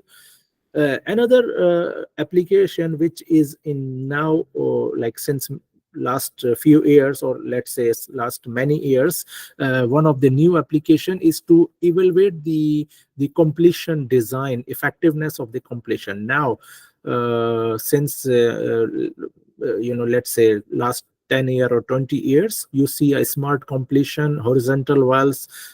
Before we used to see only vertical wells, deviated well completed with their traditional single pipe, and they have perforations. Then we do this production logging. But now, since all these wells are equipped with the very high-tech smart completion, with the ICDs, with the different inflow devices installed downhole, so these the production logging tools are usually run to evaluate the performance of these effectiveness of these inflow devices. So this is one of the one part of the objective of the production logging, why we run production logging on a well by well basis. The another one is the reservoir management. This is on the bigger scale, right? So we get the answer from the production logging. Is the reservoir dynamic model is updated? So production logging results is a very important input in the reservoir dynamic model. When they do a reservoir simulation and reservoir modeling, we have to update the reservoir model based on the current parameters measured by the production logging or fluid. So this is a very important input. Another one, what is the current oil water contact and gas oil contact in the reservoir? Because over the time of the time span of the production of this from that reservoir, the oil water contacts might be changing, or gas oil contact might be changing, since you are producing from the reservoir. So the dynamic condition is changing. So it's very important to monitor the oil water contact, gas oil contact. How does the pressure changes in the reservoir? So this is all these objective, or all these application is on the reservoir scale, on a bigger scale, right? On the field scale. Is there any change in the reservoir PVT? How effective is the water gas flooding? So you need to monitor the water and gas flooding when you are injecting the water or gas into the reservoir. So you need to see in which well the water is approaching, or what is the overall saturation inside the reservoir, the sweep efficiency, depletion, water fingering. How does the injection change the saturation? So these are the different application and the questions basically the client is asking from and getting the answer from the production logging, right? So this slide is again showing the two different approach, two different application of the production logging. It's a similar thing. One is used for protection, restoration, and generation. This is the reactive fast loop. When I say reactive, this is like on the well by well basis, and it's these answers are required on the short term basis, like a cross flow, production profile, injection profile, PVT. But in a long term profile on a reservoir scale, you need to do simulation, mapping, monitoring. Like I said, you need to monitor these contacts, depletion, sweep efficiencies. And these answers basically are used by the petrophysicist, reservoir engineer, GNG, geology and geophysics. So to these production information on the reservoir basis is used by those professionals. But when we talk about the well by well basis, like a leak detection, how much the well is being produced, this information generally is used by the production engineers, well intervention, well performance engineers. So they are responsible for the performance of the single well and the behavior and the condition or of the production behavior of the wellbore. So for that purpose, we give them different answers. And for reservoir monitoring they use production logging answers to build the reservoir dynamic reservoir model. Now, this slide basically talk about a little bit on the production logging technologies or tools available in the market. So first of all, you see the production logging is like two different downhole equipment, two equipments. One is the conveyance. Conveyance is the carrier of these downhole tools. So we use different carrier, different conveyance is an E-line, or what we call it, war line, slick line, fiber optics, tractor, coil tubing, right? So these the last two tractors and coil tubings are basically used for the horizontal valves, while the first three are used for the vertical and the deviated valve. Then from these in the uh, end of these cables, we connect the downhole tools, and these downhole tools are different types of spinners, we call it. You see the first part here, these are the different types of spinners or flow meter. When we say flow meter means it has a propeller, or it's like a mechanical propeller which measure the downhole fluid velocity. It rotates when it passes through the flowing fluid, it rotates, right? And then from this rotation we can measure the downhole fluid velocity. Then we have different sensors, pressure, temperature,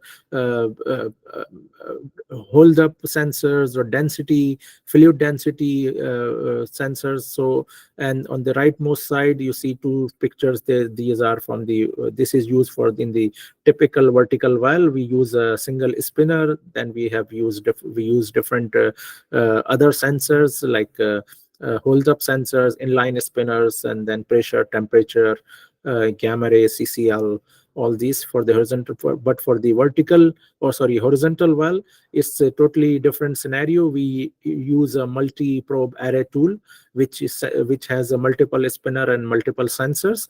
I'll show you why we use two different tools in the vertical and horizontal valve in production logging. What is the difference? So normally when we say that we do a production logging workflow consists of three steps. One is the pre-job. So first of all, we or the client or the operator, they select a candidate well where they are interested to run the production logging. So what is the objective of the job? We need to know from the client. We sit in a small meeting with the client. We discuss first of all why they are running the production logging tool. So once we know the objective or the purpose of the logging, then we suggest them the tool selection. What is the best tools appropriate for that kind of objective? We do some simulation modeling, how the tool will behave downhole. Then finally we write the logging program. So based on all the information we get from the operator, based on the purpose or the objective of the job, we do a final logging program. The second part is the job execution on the field, on the well site. So we go with the equipments, downhole equipments and the surface equipments. So we connect it. We do conduct the logging itself. We go down into the wellbore, do logging passes or logging. And based on that, we do some decision queries, QC of the data, which is very important in production logging, because in production logging, a lot of sensors are involved, right? So it's a very, variable kind of measurements. So there are different physics of the sensor, different sensor which gives you a different response. So production logging doesn't mean a single measurement. It is use the multiple sensors, multiple measurements, multiple downhole computation to know the full answer of the production logging. So there are a lot of decision involved during the job execution phase. There are a lot of QC involved, quality checks, quality control of the log. Then we communicate to the field engineer from the town that if he want to do another pass, another run, repeat passes, so how we can get the maximum amount of data to meet the required objective. So that's during the job execution part. And the data is usually transmitted from the field to the town. And in the town, the interpretation team of the engineer, they analyze it and give the real-time answer from the production logging. That leads to kind of remedial work. What is the next step to be done on that well, right? So the later on, after the job execution, the most important part is the interpretation. This is the analysis of the data using different algorithms, different softwares, and we take all this data, put it to the software, and giving them the final answer product. So final answer product is usually a production profile, which gives the flow behavior or the fluid identification and the flow rates from different zones downhole across the depth of the wellbore. So which zone is producing oil, which zone is producing water, how much is water being produced. So what is the downhole map or the profile of the flow, right? So that's the usually the answer, final answer product the client or the operator is looking for logging the production logging. Now, little bit we talk about the interpretation of production log. Production logging actually, as far as the interpretation is concerned, is and also the acquisition. So it's two different scenarios. First of all, we need to see if the well, what is the deviation of the well. If the well is vertical, then the approach is different, the tool selection is different, interpretation is different. When the well is horizontal, as we see in nowadays, many of the operators, they are horizontalizing the old well as well, to get the maximum reservoir contact. So even the old well, they do a workover and drill the horizontal section, like let's say 6-inch or 6-inch horizontal section. Then they complete it with the either with the inflow devices or any other completion. So nowadays most of the wells, at least I can say in the Middle East and this region, are horizontal wells completed as a horizontal completion. But yes, we see a lot of vertical and deviated well as well. So in terms of production logging, we use a two totally different approach in the vertical wells and the horizontal wells. Why? We'll see what is happening in the vertical well and horizontal well. Basically, the vertical well interpretation of the production log or acquisition is very simplistic. The most simple case in the production logging is the injection profile. So when, like this case you see on the screen, the log, this is basically the RPS or the rotation per second from the spinner. Like I said, the most important tool in the production logging is the flow meter or spinner. So this is normally placed on the bottom of the tool string. So when we run the spinner, the propeller, this fan, small propeller, starts rotating, and higher the fluid velocity, faster the RPS or the rotation of this propeller. So from that rotation of this propeller, when the tool is moving up and down, it can measure the different traces of the at different speeds. So normally the production logging is acquired into different cable speed at the different speed of the tool. So we take not only single pass, not only single run, but multiple passes up and down with the different cable speeds to see this kind of profile. So what I can see on this log response from this RPS, that we have highest RPS on the top, then the RPS is reducing, and then we get a kind of flat here. So you can see the middle part here is taking most of the injection. So these zones, these blue marks are basically the perforations.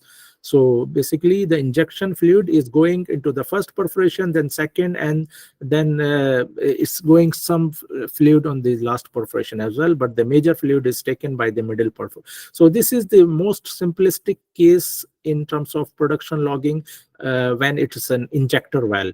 Why it is simplistic? Because you have only one type of fluid, injection fluid, which can it be water, which you know what is you injecting, what is the fluid type you are injecting inside the wellbore, or can it be a gas injection. But in both cases, you know the type of fluid. So all you need to know is the velocity. When you know the downhole velocity, on the bottom of the screen you can see equation, a simple equation, a simplified equation for the flow rate computation. So flow rate is basically denoted by a letter Q, and simple equation is flow rate is the product of the downhole fluid velocity, hold up, and the area. Area means the cross-sectional area, which is measured by the caliper. So when we have all these three measurements, velocity, hold up, and area, then we can translate or compute it into the downhole flow rates. So why we do the multiple passes? We do a cross plot.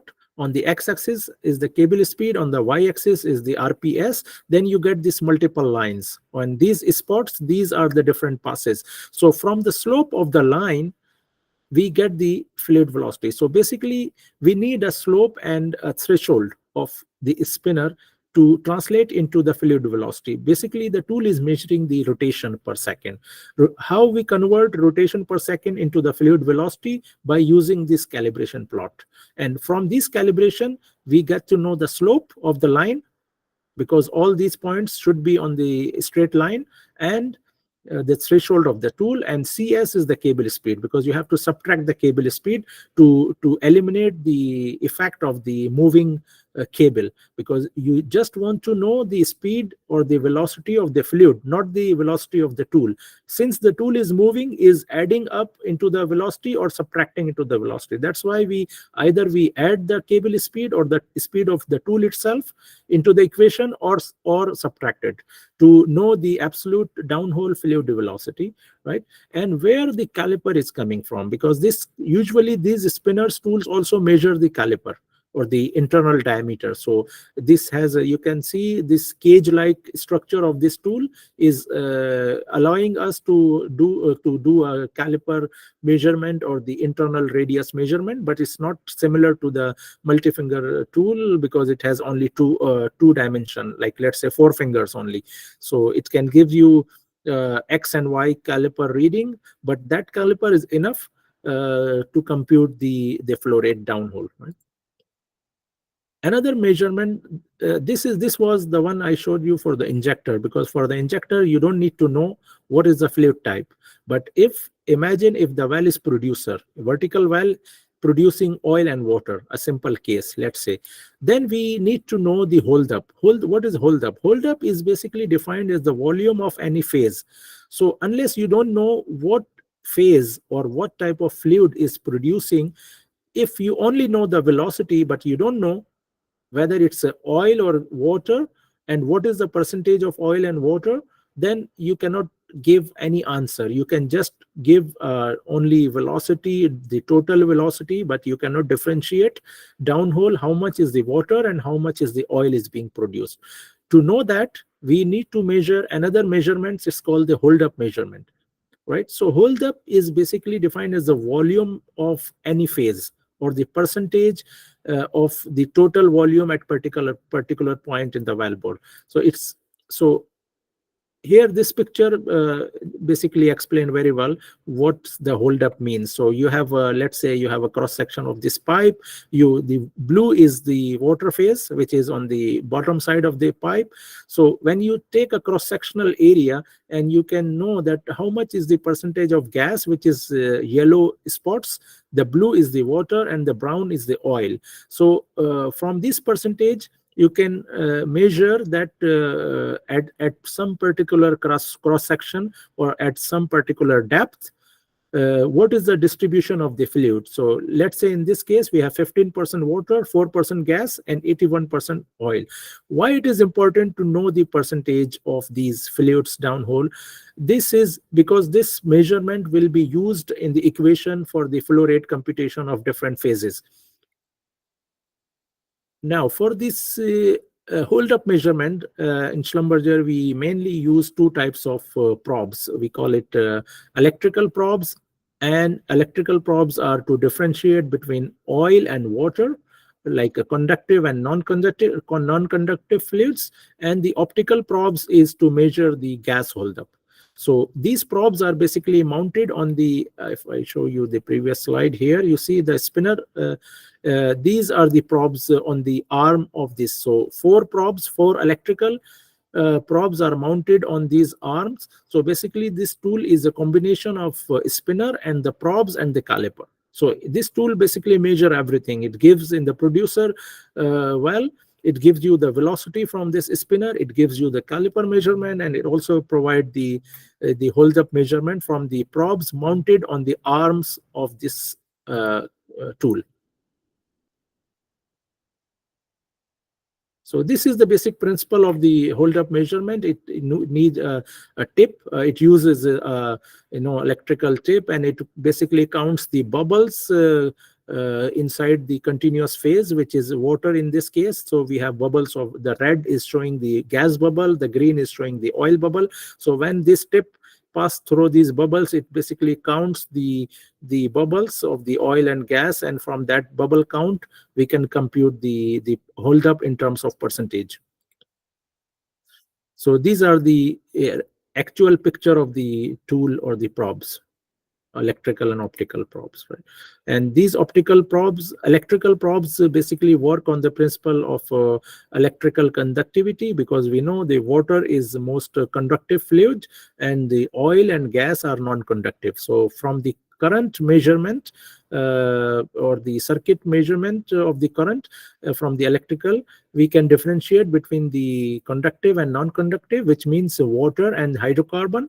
And from the optical principles, because the gas has a higher refractive index, so the gas can be differentiated from the optical probes, which emits a small portion of the light into the bubbles and then reflect back to measure the refractive index of the medium inside the wellbore. So when there is a gas, the refractive index is high, and from that it can measure the gas holdup, right? So electrical probes for the oil holdup or water holdup, and the optical probe for the gas holdup. And on the rightmost side is, you can see these are the images from the holdup measurements. So blue is representing conductive fluid, which is water.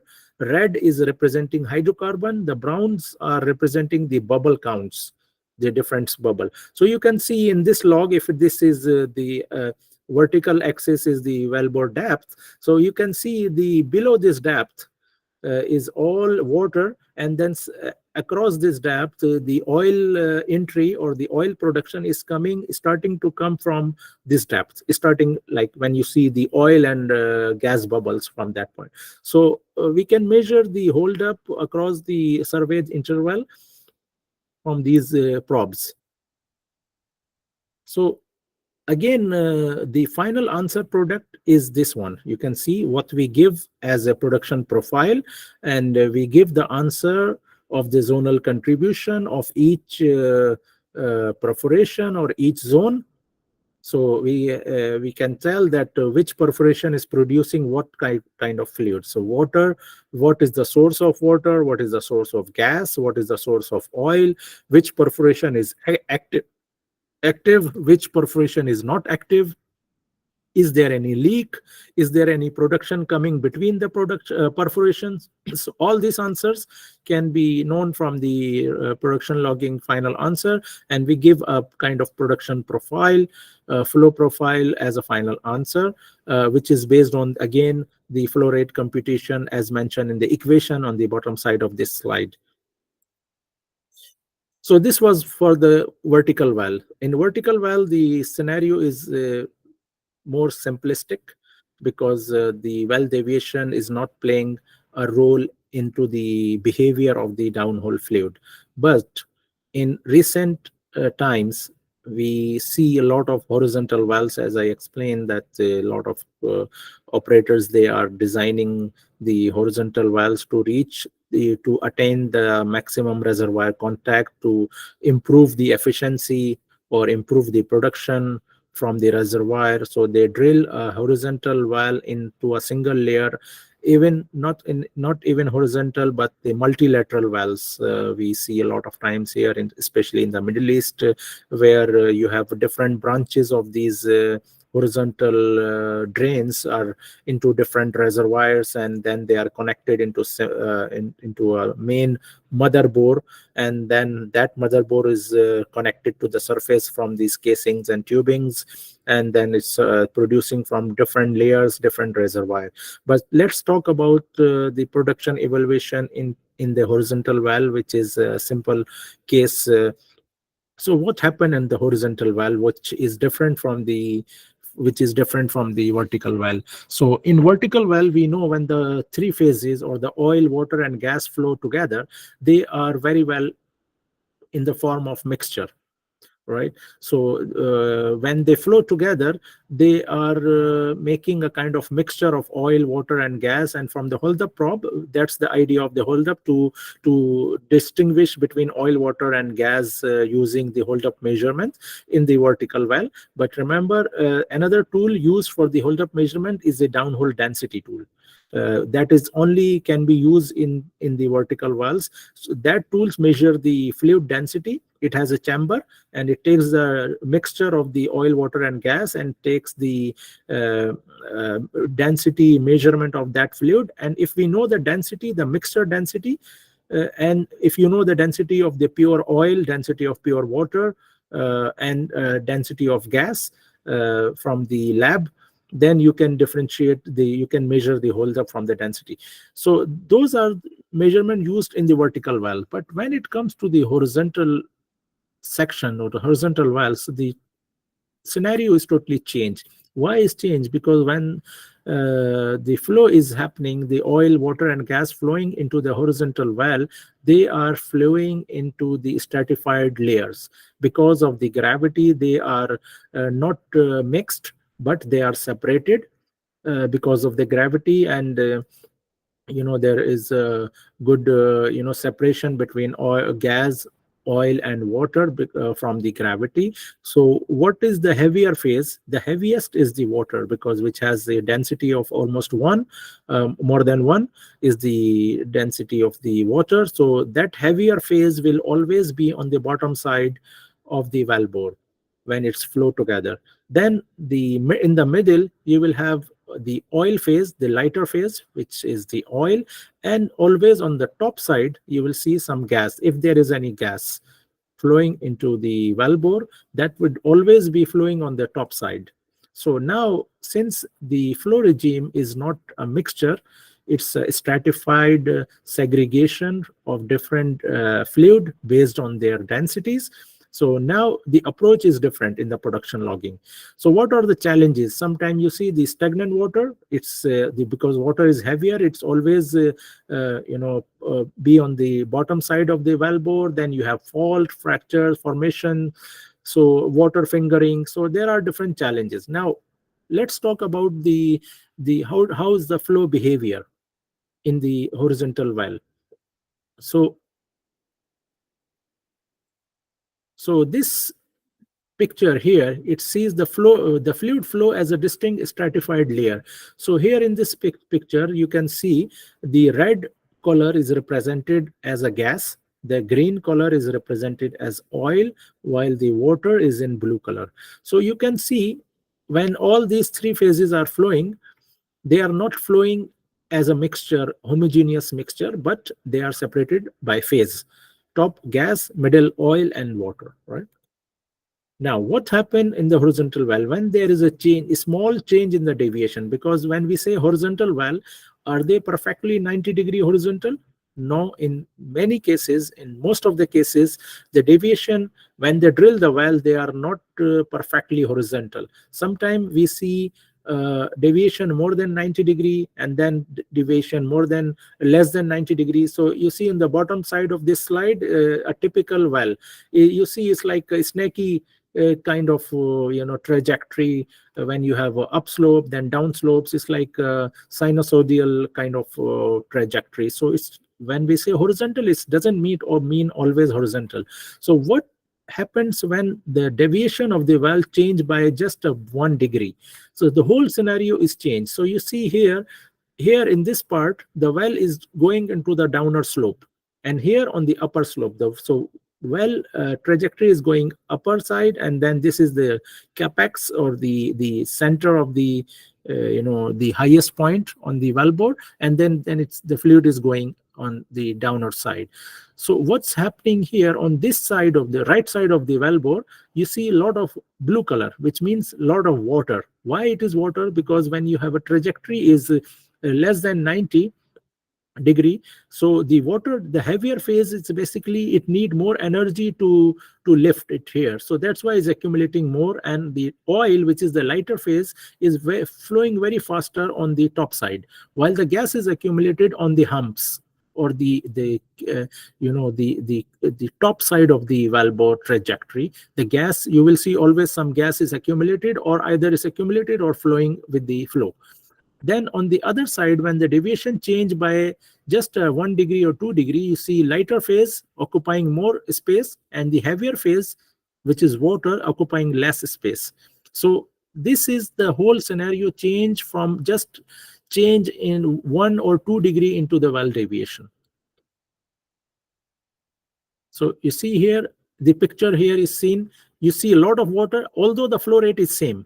So it doesn't mean the flow rate is changing, or we see water from here or oil from here, but the flow rate, assuming the flow rate is same in the pipe, but since just because of the change in the deviation, you see a totally different holdups. Here you have almost 80% water, like in this case here, and 20% oil, because you are going upslope, and the fluid is going downslope, totally change. You have more than 90% of water and only 10% of the more than 90% of the oil and 10% of the heavier phase, which is the water. So this is why we need measurement of hold up at every vertical, every point inside the valve bore. Imagine a single sensor here, which we put a tool which measure the hold up or the velocity in the middle. So that definitely will not work, because it's a different thing. We have a different velocity in the top, different in the middle, and different in the bottom side. Now this small videos are showing how the flow is behaving into different deviations. So the first one is 88 degree. When the well deviation at certain point of the wellbore trajectory is less than 90, assume it's an 88 degree, then how the heavier and lighter phase is flowing. So you see here, blue is showing water, which is occupying more space, but it's flowing very slow. While the top phase, which is oil, the red color, red dye is the top phase, is flowing very fast, but it's occupying very small space. Now, when the fluid is, let's say, 1000 barrel oil, 1000 barrel water in this case, and the deviation is 90 degree, then how it's flowing? You see, both are flowing in the same velocity and same hold up, 50-50. Like 50% space is occupied, or the oil hold up is 50%, water hold up is 50%, and they are flowing in the same velocity because the deviation is perfectly 90 degree. When the well deviation is 92 degree, then see what happened. So what you see here, the heavier phase is running very fast, which is water. The blue color you see is suddenly disappear. The blue is running very fast, but oil is flowing with the slower velocity, but occupying more volume, more hold up. So because of and in all three cases, the rate is same. We are not changing the rate. We are keeping the oil flow rate and water flow rate same, just to reflect the changes due to the deviation. And we see three different scenarios here, with the high hold up water and low hold up because of the deviation. Now, what kind of measurement we use downhole? What is the advantage over multi-spinner tool and the single spinner tool? So it's very well illustrated here in this picture. Let's say in horizontal well, when you have a phase segregation, the gas is flowing on the top, water is flowing on the bottom, and in the middle you have oil. Let's assume we run a conventional PLT spinner, like I show you in the vertical well. We use only one spinner, right, one flow meter, and that is always in the middle of the well bore, right? So this, if we run in this kind of wells, horizontal well, single spinner, it will be confused between the gas, oil, and water, because three of them, three phases are flowing with the different velocity. So which velocity is it's measuring? We don't know. It's confused. Sometimes it's touching water, sometimes it's fast. So it's useless to run. It's more representative only on the middle part of the well bore. But what if the gas is flowing on the top? So we are not measuring the gas velocity in this case. So what we need is the multi-sensor, multi-spinner array tool. So we use at least 5 spinners here. So top two, they are reading the gas velocity, middle one is reading the oil, and the bottom one is the water velocity, like you see here in a different presentation. You see each spinner, the top one is running very fast because it is inside the gas. The middle one is inside the oil, and the bottom one, they are inside the water. So each phase velocity is measured by the different spinners. So, right. So this is the kind of array tool we need in the horizontal logging, horizontal production logging in the horizontal wells, right? Another illustration you see here, this video, when you have a three different distinct phase, gas, oil, and water, if you put a single spinner inside, and you will see these are flowing with the different velocity. If you put a single spinner, so you see it's not measuring the representative velocity of any of this phase.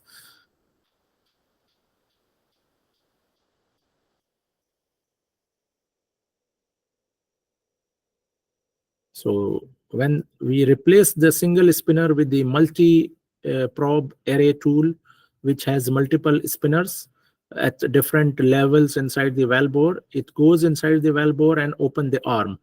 So you see there is a tool body.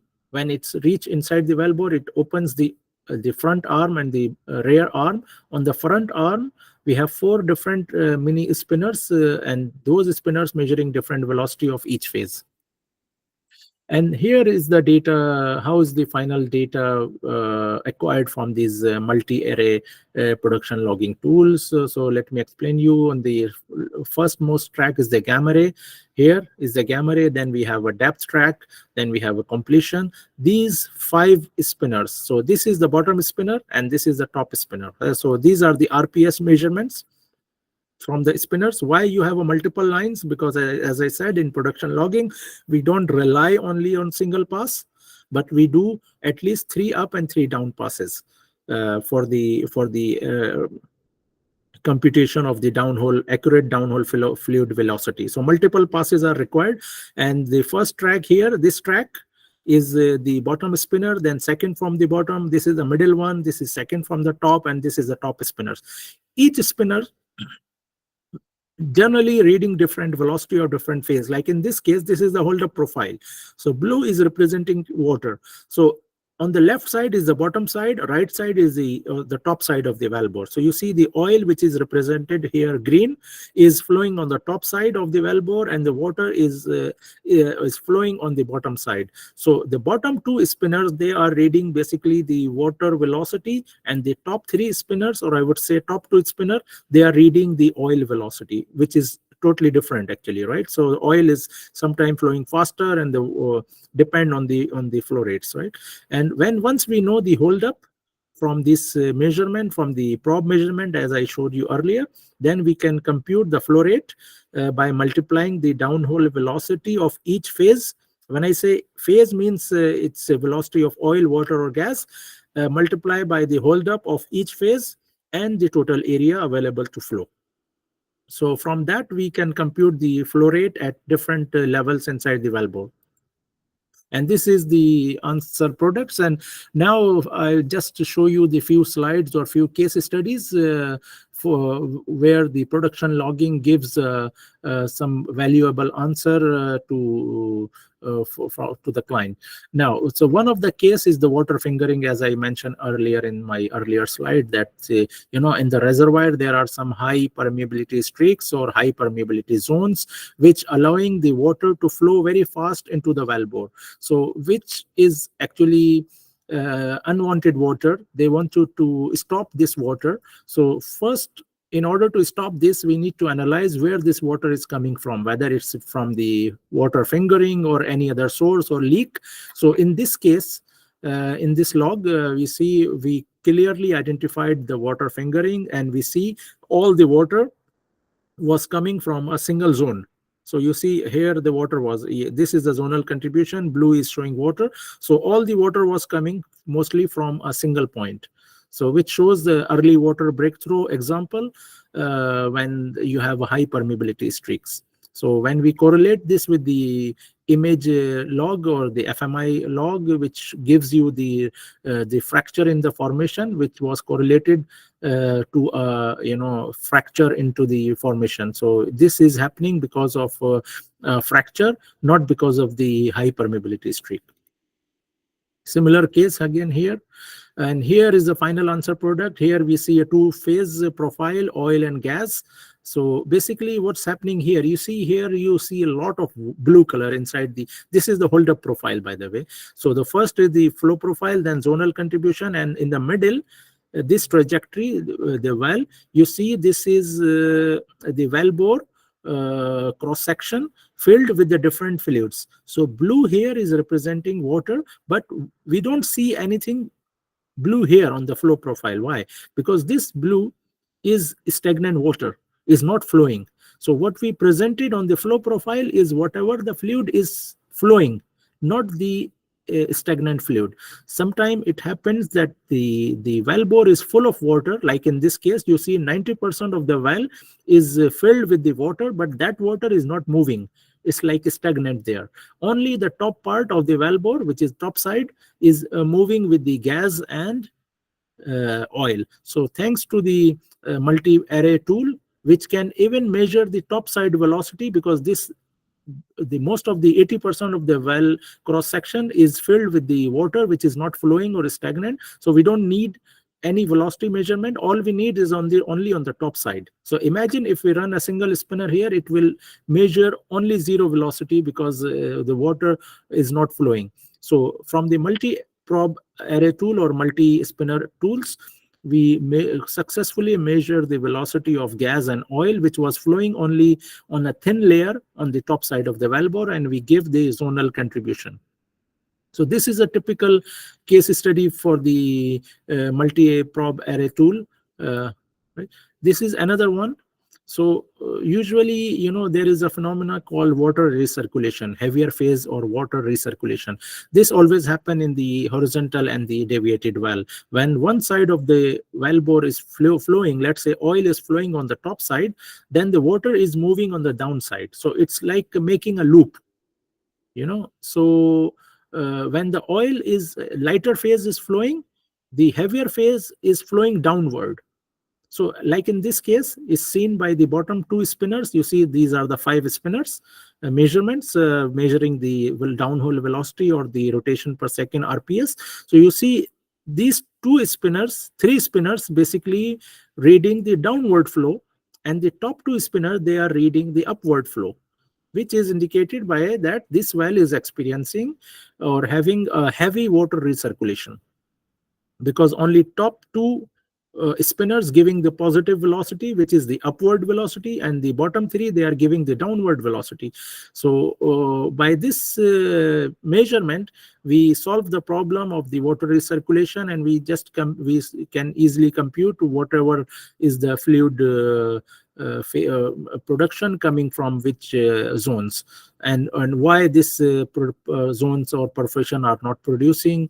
And we give them, like, from the 5 different measurements, 5 different spinner measurement, we give the complete downhole flow or dynamics or flow measurements of the wellbore. Like in this case, again, you see water recirculation case, right? So you see the blue arrow is showing that this water is recirculating, is falling back. On the top side is you have only oil. So you see how is the beauty of this multi-spinner array tool can differentiate between different types of velocity, upward and downward flow, leaks, and different type of flow behavior downhole. So I think that's from my side for this presentation as well. If you have questions, the floor is open, and thank you very much.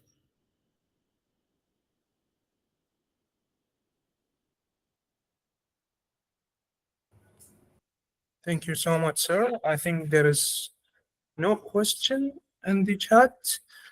If anyone have any question, feel free to raise your hand if you want to speak to the lecturer directly.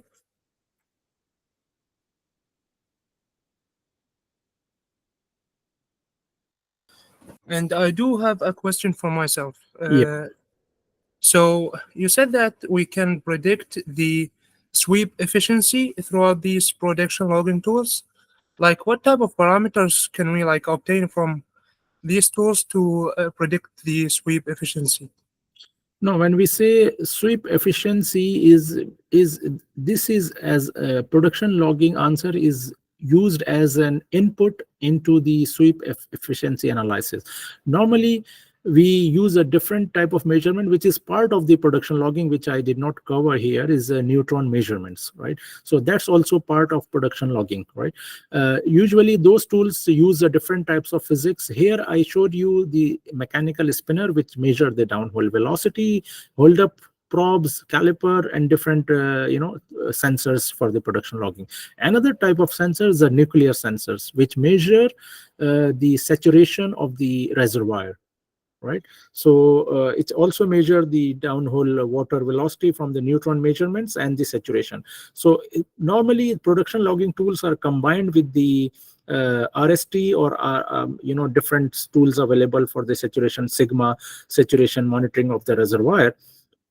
So when we run all these sensors in combination, so the neutron measurement basically gives the sweep efficiency because it measures the current saturation inside the reservoir near to the wellbore. And then we can know that if the water is sweeping the oil from the original fluid distribution inside the reservoir or not. So from that sigma measurement, we can know the sweep efficiency, but not directly from the production logging. We have to use the neutron measurement for the sweep efficiency. That's actually great. So thank you very much, Mr. Aamir, and everyone here for attending this lecture. And I already like sent the registration link for anyone who hasn't registered yet. And it was an amazing webinar, and everyone is thanking you here in the chat. So Thanks a lot. Thank you. I thank you very appreciate much, it. and hopefully we'll stay in touch. Thank you, everyone. Hopefully. Thanks a lot. Thank you. Thank you. Thank you, and have a great night. It's night here, so I don't know Yes, what is. yeah, yeah. It's almost night here. Yes, as well. Okay. So Yeah, it's more actually. So we are 1 hour ahead of Iraqi time here in UAE. okay. Then Yes. good evening then, Yeah. and Good good evening. night in Yeah. advance. Thank you. All right. All right. Appreciate. Thanks a lot. Thank you, everybody, and thank you for listening. Bye bye. Welcome. Bye bye.